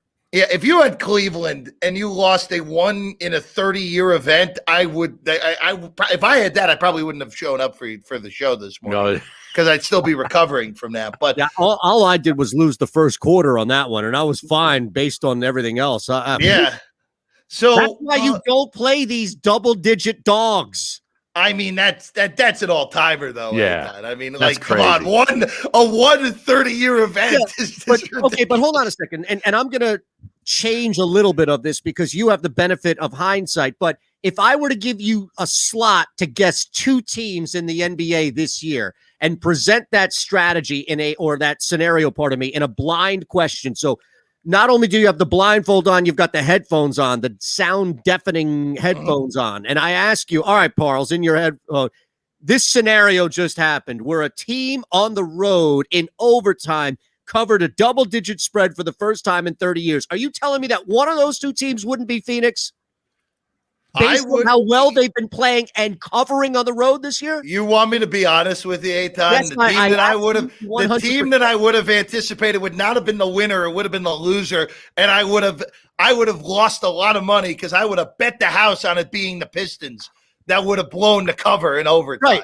No, but I'm saying with you already knowing the benefit of the doubt that it happened, like that scenario happened. I would have said, all right, Phoenix. It was one of the West teams doing it to Detroit. That's what I would have bet on. Yeah. Fair. Okay. But yeah, at that's least what I one of would those have. teams would be Phoenix. Yeah, it would have been either Phoenix. To me, it would have either been Phoenix, Denver, or Utah. Would have been a full strength Utah. Would have been my guess on that. Is there any way that I you like see Atlanta tonight? By the way, you like Atlanta? Do you guys? That was my choice. Yeah, I'm steering clear of that game. I'd actually kind of like that total under, if anything, 228 and a half. Yeah, 228 and a half seems pretty high. You trust any total with the Suns? That's tough. I don't know. Atlanta gets the reputation of not being a particularly good defensive team, and that's just not right at this point. That's true. So that's a pretty high total for a Hawk game at this rate. Okay. All right. I'm looking ahead here. The NBA. I'm hoping that the Lakers fall down to the 7th seed. Somehow the Trailblazers are a game back of them right now. So we have LeBron's out, Harry, for a couple of games. Right. So we have a play-in game of the Lakers against Golden State. And if we did have that, Jeff Parles, what would you see the line being in that game? It would be in Los Angeles. It depends on who's playing or not. So let's, for the purpose of the exercise, put LeBron in. Okay. And I would bet it'd be 6. Lakers -6. Yeah, I mean, we just saw Golden State back-to-back games in New Orleans as a 2.5-point underdog. Mm-hmm. So Lakers are at least 3.5 points better. I would imagine that Golden State would see heavy action to drive that number down. Mm-hmm. So I'd probably say a closer of 6, probably opens closer to 8, in all honesty. So open 8, close 6.5, I would bet, actually. That would probably be where I go with that. If that were a winner-take-all scenario with LeBron in the lineup for the Lakers, and you bet I would bet Golden State. Yes. Okay. All right. Yeah, I'm with you. Yeah, that's where I was going with that. I hope we get it. That'd be good TV. I think it would be fantastic theater by all means. I know that we're just starting this right now with you, and you're kind of looking and glancing around. And Harry mentioned that Suns Hawks game, which I agree is a tight one to call. Have you looked at anything else? There are a couple of scenarios to take into account here, and I'll talk through it. So I'm not just throwing you a quick question. This is the radio technique, right? As all three of us are hosts, where I'm allowing you time to look up and search and Google stuff, right? Jaylen Brown is out for the Celtics, and Furkan Korkmaz, a lesser factor, is out for the Sixers. So now that opens up a question about, usage and points and who's going to take over for somebody like Jaylen Brown. That's not Jason Tatum, mind you, because you're not going to get any real value on Jason Tatum. And the other element is, all right, well, there's going to be a void now of three-point shooting for the Philadelphia 76ers with Furkan out, especially in a game against Houston where it should be more bench guys playing. So, for example, and I'm surprised this number is a little high, but I'm a little tempted to stay away from it when I saw especially the juice at -115, but I immediately went to Evan Fournier and thought that there could be an opportunity to play him in this Celtics Magic game at over 15.5 points. And then the other play was looking at a guy like Seth Curry, who's had a couple of good games recently, fill in that void, go over 2.5 made threes because Furkan Korkmaz is out. So I will agree with the second one. Okay. I will agree with that. I like that. Evan Fournier just really struggled since coming back from COVID, and I don't trust any bet on him doing anything positive right now. Fading that number at 15.5? I just wouldn't be betting it. I would bet Marcus Smart over 14.5. That would be the one I'd rather have if I'm going to bet a Celtic point total in there. I will say, you're going to give me 11.5 points with the Magic, even though they have given up for the season against the Celtics, who legitimately lost to the most epic in-season tank I think I've ever seen in Oklahoma City. Yes. About a week ago. You're going to give me that many points with Orlando? Look, if Boston wins a game by 20, so be it. But 11 with Orlando against a Celtic team that is just not any good, I think you have to take that. And if you lose, so be it. All right, Harry, real quick, we'll get thoughts on that. I know you're ready to react. We'll wrap the hour coming up. Jeff Parles, Book It Sports, hanging with us. It's the middle. All right. Yeah, I got one. I wanted to know, since the NFL draft was last week, how did you make out in your plays? Oh, I did. I did absolutely incredibly. just because. Yeah, I had a great draft because Good. I had a big plus price on J.C. Horn to be the first defensive player, which was very good. Yeah, Carolina. I had out here, so Circa had Mac Jones's draft slot on Wednesday before the Lance rumors started really whirling. Mac Jones's draft slot was over 3.5 plus 250. Wow. So I was like, all right, you know what? I've heard enough these even before everything went very crazy on Wednesday into Thursday. I had heard enough from people that I know that would at least have a clue. Saying, hey, Lance could very easily be the pick here. I'm like, all right, you're going to give me plus 250 on over 3.5, where I know Mac Jones isn't going 1 or 2. I'm going to take that. Yeah. And I made a double bet on that. This show made that statement prior to the draft. We were like, "There's no way Mac Jones is going to the San Francisco 49ers." No, I thought the whole way that it was, well, if it's Jones, it won't shock me. But you really gave up all those picks to pick Mac Jones. Yeah. It just didn't compute for me. So those two led the way in what was an incredibly good draft for me. I had a bunch of other draft slots that when I could Kadarius Toney to go under 32.5. That went easy. I had Liam Eichenberg under 44.5. Wow. That hit.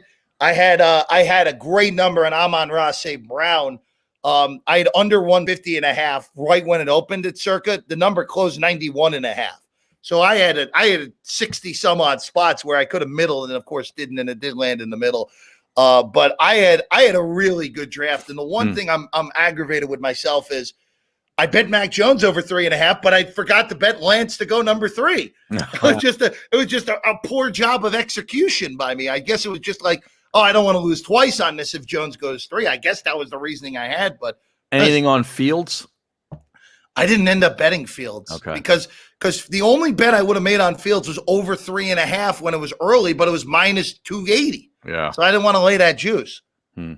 So it's a good draft, though. Very good draft. I wasn't alone on with the other gig on VSiN. I mean, the VSiN coast just destroyed that draft. Oh yeah, we all did. The highest. Here's what I got tonight. You ready? Yep. 3-bet parlay, so it's a round robin. It's 1, 2, 3, 4, 5, 6. Took the Celtics and over 218.5. I like bench play to get. I don't think Orlando's going to score 80. I think they'll. If I can get 90, then I think that hits. But I got it at plus 120. So, all right, give me a sec. You're listening to The Middle on the Sports Map Radio Network. Presented by Rocket Mortgage. Live from the O'Reilly Auto Parts Studios. Here's Eytan Shander, Barrett Brooks, and Harry Mays. I was just giving Jeff the not even contrarian plays of the night, but just trying to take advantage of some value. And there normally, if I'm running a round robin parlay, right, you want to make sure that you can take advantage of a situation as opposed to the value, right? Minus 150, minus 180, it doesn't matter nearly as much. In this case, I did make some aggressive plays and just tried to put it in one small round robin. So Celtics and over 218.5 gets me at plus 120. And the big play here is the over 218.5. But Boston can put up 140 or Orlando could get 100, and I'm good in that case. Cavs, instead of taking them to win the first quarter, took them race to 20, which is going to get me at plus 170. Portland's in town. It's an easy letdown against Cleveland. Cleveland, as we saw, suffered that historic bad beat in overtime. First quarter would be at least a little opportunity to sneak in. And look, they don't even need to win the first. They can lose the first 28-22 or 32-22, but I think they get out early at least. I did take the Suns on the money line, throwing that in at minus 125. Seth Curry over 12.5 points at minus 143. The Nuggets laying minus 3.5. I think that's more just the Knicks suffering a little bit of a letdown on a short line. That's even money, by the way. The Nuggets at minus 3.5 at home. And then the last is just a bigger cover. But again, I played it for the value. The Jazz laying the 7.5 against the Spurs, back at even money as well. Wow. All right. Anything jump out that you hate? Why don't you throw in the St. Louis Blues while you're at it? What over Anaheim? Are you just taking the Celtics outright there, Eytan? Yes, but it's an in-game parlay of the. Okay, I'm just making sure that after we said how can you lay 11 with them, that you didn't just flip around and lay 11. No. I took the Celtics and the over to. So really, this is a total play here. Okay, yeah, no, I don't disagree with that. I mean, or 120 to 100, you're home. That's it. That's it. All right, you want to hang for a little bit? Yeah, of course. All right, we got a lot going on here. I promise. Harry doesn't believe it, but I don't. Well, Harry's going to be the one bringing stuff up. He doesn't know it yet either. Uh-oh. Are you looking for a place to track your action, purchase picks, and share your sports betting analysis with the gambling community? Check out JAKIB Sports, a social media platform with an unparalleled experience catered for the sports betting community. On the JAKIB Sports app, you can track all your NFL, NBA, and college basketball picks while getting real-time updates and injury reports all in one convenient place. Start building your following today and stand out amongst your friends by downloading the JAKIB Sports app on the Apple and Google Play stores. Let's cash some tickets and put it on Book It. All right, overtime. JAKIB Sports. Jeff Parles is in the house hanging out for the extra segment here. I do have another one if you're interested in, by the way. We can get to that whenever. I know Harry has a Do you have any teasers tonight that I will inevitably hate and then they'll win? No, what happened is the one app that I was using because FoxBet doesn't provide teasers, but I'm locked into FoxBet because I hit something fairly large and I have a decent amount of money stocked in this app. So I want to keep using this until either I continue it or have to replenish it. But the other app that I was using predominantly for teasers, it took me nearly 6 weeks to get money out of them. And even then I couldn't get the full withdrawal. So I just burned my money on that and deleted the app and moved on. So I have to start using. Yeah. You burned your money? You just left it? Well, no, what I did is I was only able to get like 25% of it without having to go through these ridiculous hoops that I didn't have to go through the first time. And they told me that all of this was a delay because of what happened with the March Madness tournament. So I believe, without any evidence, that Stool took a really big dive and bath during the March Madness tournament, probably underestimating the betting market here in Philadelphia, New Jersey. And they made me wait 2 weeks and fill out multiple forms and send screen caps. And look, man, I'm not, this is not about money or anything like that, but I've taken out more from other apps and it's gone to my PayPal or Venmo or whatever bank account instantly. Yeah. So that seemed a little shady. Yeah. So that's all. I aborted, Parles, and I got the hell out of there. Wow. I don't blame you. I don't blame you. I mean, the longest it's ever taken me was 3 days, and that was because I had a problem. It was my bank's issue more than anything, where I had a problem linking my bank account, and one of the places actually had to send me an old school check, but I got the check in 72 hours, which wasn't too bad. That's all not right. Let me ask you, Jeff, did anything happen this weekend with regards to the draft that had you alter or thinking about altering any win total wagers for the NFL, or do you wait until the schedule release comes out this week? Yeah. Great question, Harry. I don't usually look at win totals in May just because it's May and we're going to actually have a preseason this year. Again, I don't think we should be playing preseason games at all, but we're going to be playing some again this year. I think the biggest thing that I do after the draft is just collect my thoughts and say, all right, I think this team is going to be good. I think this team is going to stink. And I actually point to 2 AFC North teams based off their drafts that pushes my thought forward with them. Cleveland, to me, I think should be favored in that division. They're currently second favored behind Baltimore. Yeah, I agree. They had a really good draft. Newsome. It all depends on the health of those first 2 picks. Right, the linebacker from Notre Dame. Owusu-Koramoah, it was a stud at Notre Dame, had the heart issue. That's why he fell. Newsome has battled injuries at Northwestern, but when he's on the field, I thought he was one of the better corners in this draft. Anyway, probably number 3 just behind the first 2 guys that went, Horn and Surtain. So Cleveland, and again, I thought they had a pretty good offseason to begin with. So the Browns, to me, should be favored in the AFC North. And the Pittsburgh Steelers are going to finish last in the North if Joe Burrow plays week 1, if he's healthy right out of the gate. The Steelers have no offensive line, and they did not address that at all in the draft. And taking Najee Harris is all right. You take a running back in the first round.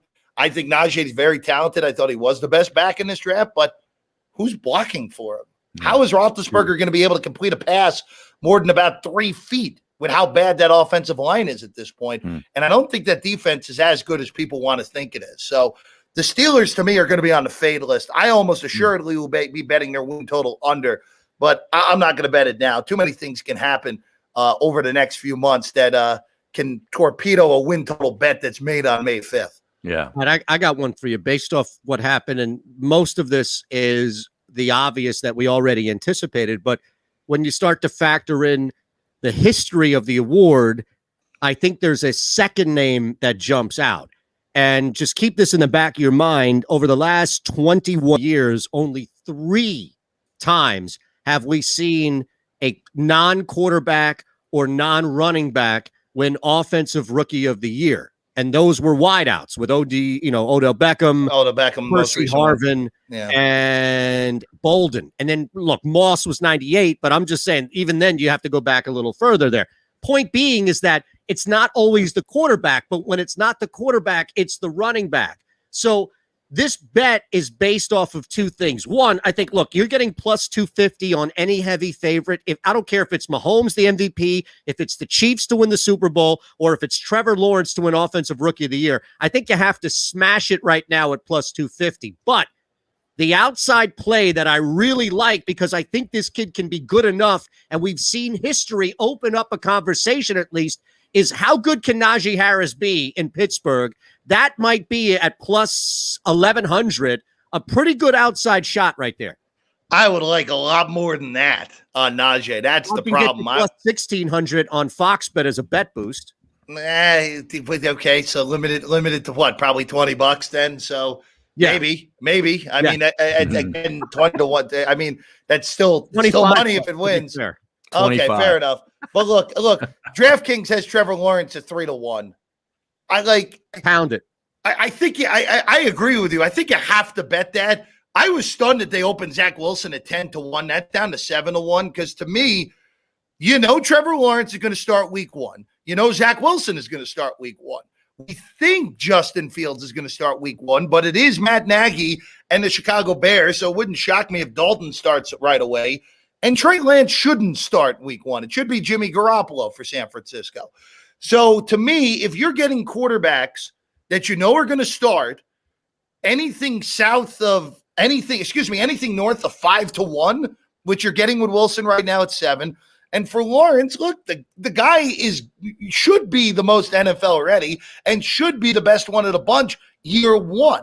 So I agree with you. I would hit a 3-1 on DraftKings. I think it's really good on Trevor Lawrence. And I don't usually advocate betting the favorite right now, but that's only going to drop. That's only going to drop by the time the season comes around. The only thing that takes it away from him would be injury. He's just not going to be so much worse than the other quarterbacks. Fields, it's tough to play that position. Even day 1, it's tough to play that position in Chicago. Zach Wilson, I don't know if Trey Lance is even going to be out there enough, right? So, Eytan, I think the big thing, though, is, and keep this in mind with this award, with Wilson, is if the Jets are somewhat competent.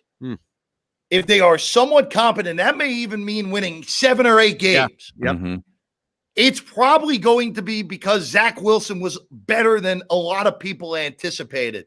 And with playing in New York and with a win total that's one of the lowest on the board, if the Jets are competent and somehow, God forbid, they're in the playoff race somehow, which I don't think is possible because the AFC is just too loaded with a lot of solid teams that are better than them. But if they're in it, it's probably because Zach Wilson's having a great year, and it's going to be hard to not see him winning it, even with how good Trevor Lawrence may be. What about Aaron Rodgers bets? Is there anything that you could play as far as no? Well, why would MVP? I mean, it doesn't matter where he goes; he's still an MVP favorite, right? I mean, he should be the second favorite, which he is. I mean, he's second favorite everywhere in the MVP race, and other than Mahomes, no one else should be shorter than him. I agree with you. It doesn't matter where he plays. And I'd be more inclined to want it if he's not on the Packers, in all honesty, because then you kind of get like last year, where it was I'm going to destroy the world, Aaron Rodgers. Mm-hmm. Where if you get him, chip on the shoulder, gets traded. All right, you rather have the young GM than me? Bleep you. I'm going to go out and have a massive year for the Denver Broncos or the Las Vegas Raiders or whoever that ends up trading for him if he gets traded. I still think he's Green Bay's quarterback week 1. I think this is just going to be a big-time staring contest where, in the end, Green Bay doesn't blink and Rodgers is their quarterback week 1. Not that you make to win golf bets, but if you did, would Victor Hovland plus 1,900 this weekend be something that would interest you?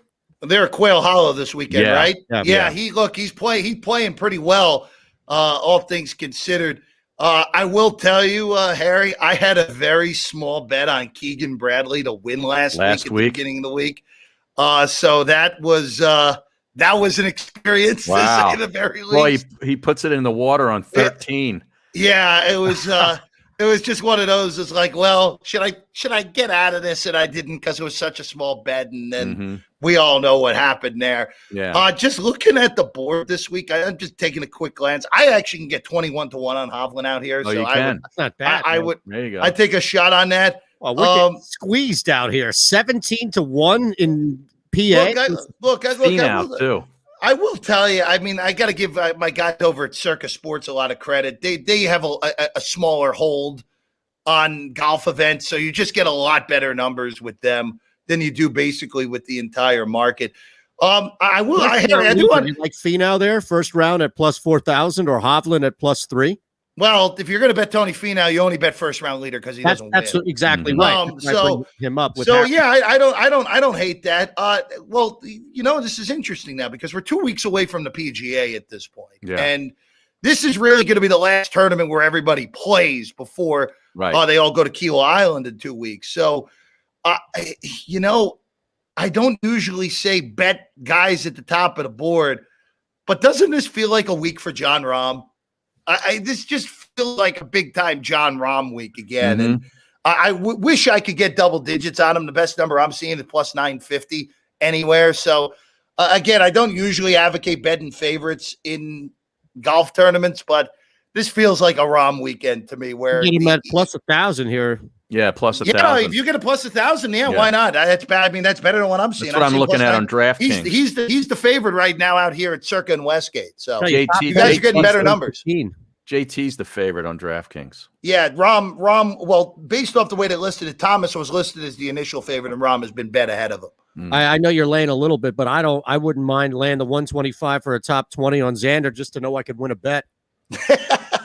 Well, that's another guy. He's going to finish top 20, but he's not going to win. That's fine. I don't need that. All right, brother. Appreciate it. One more time.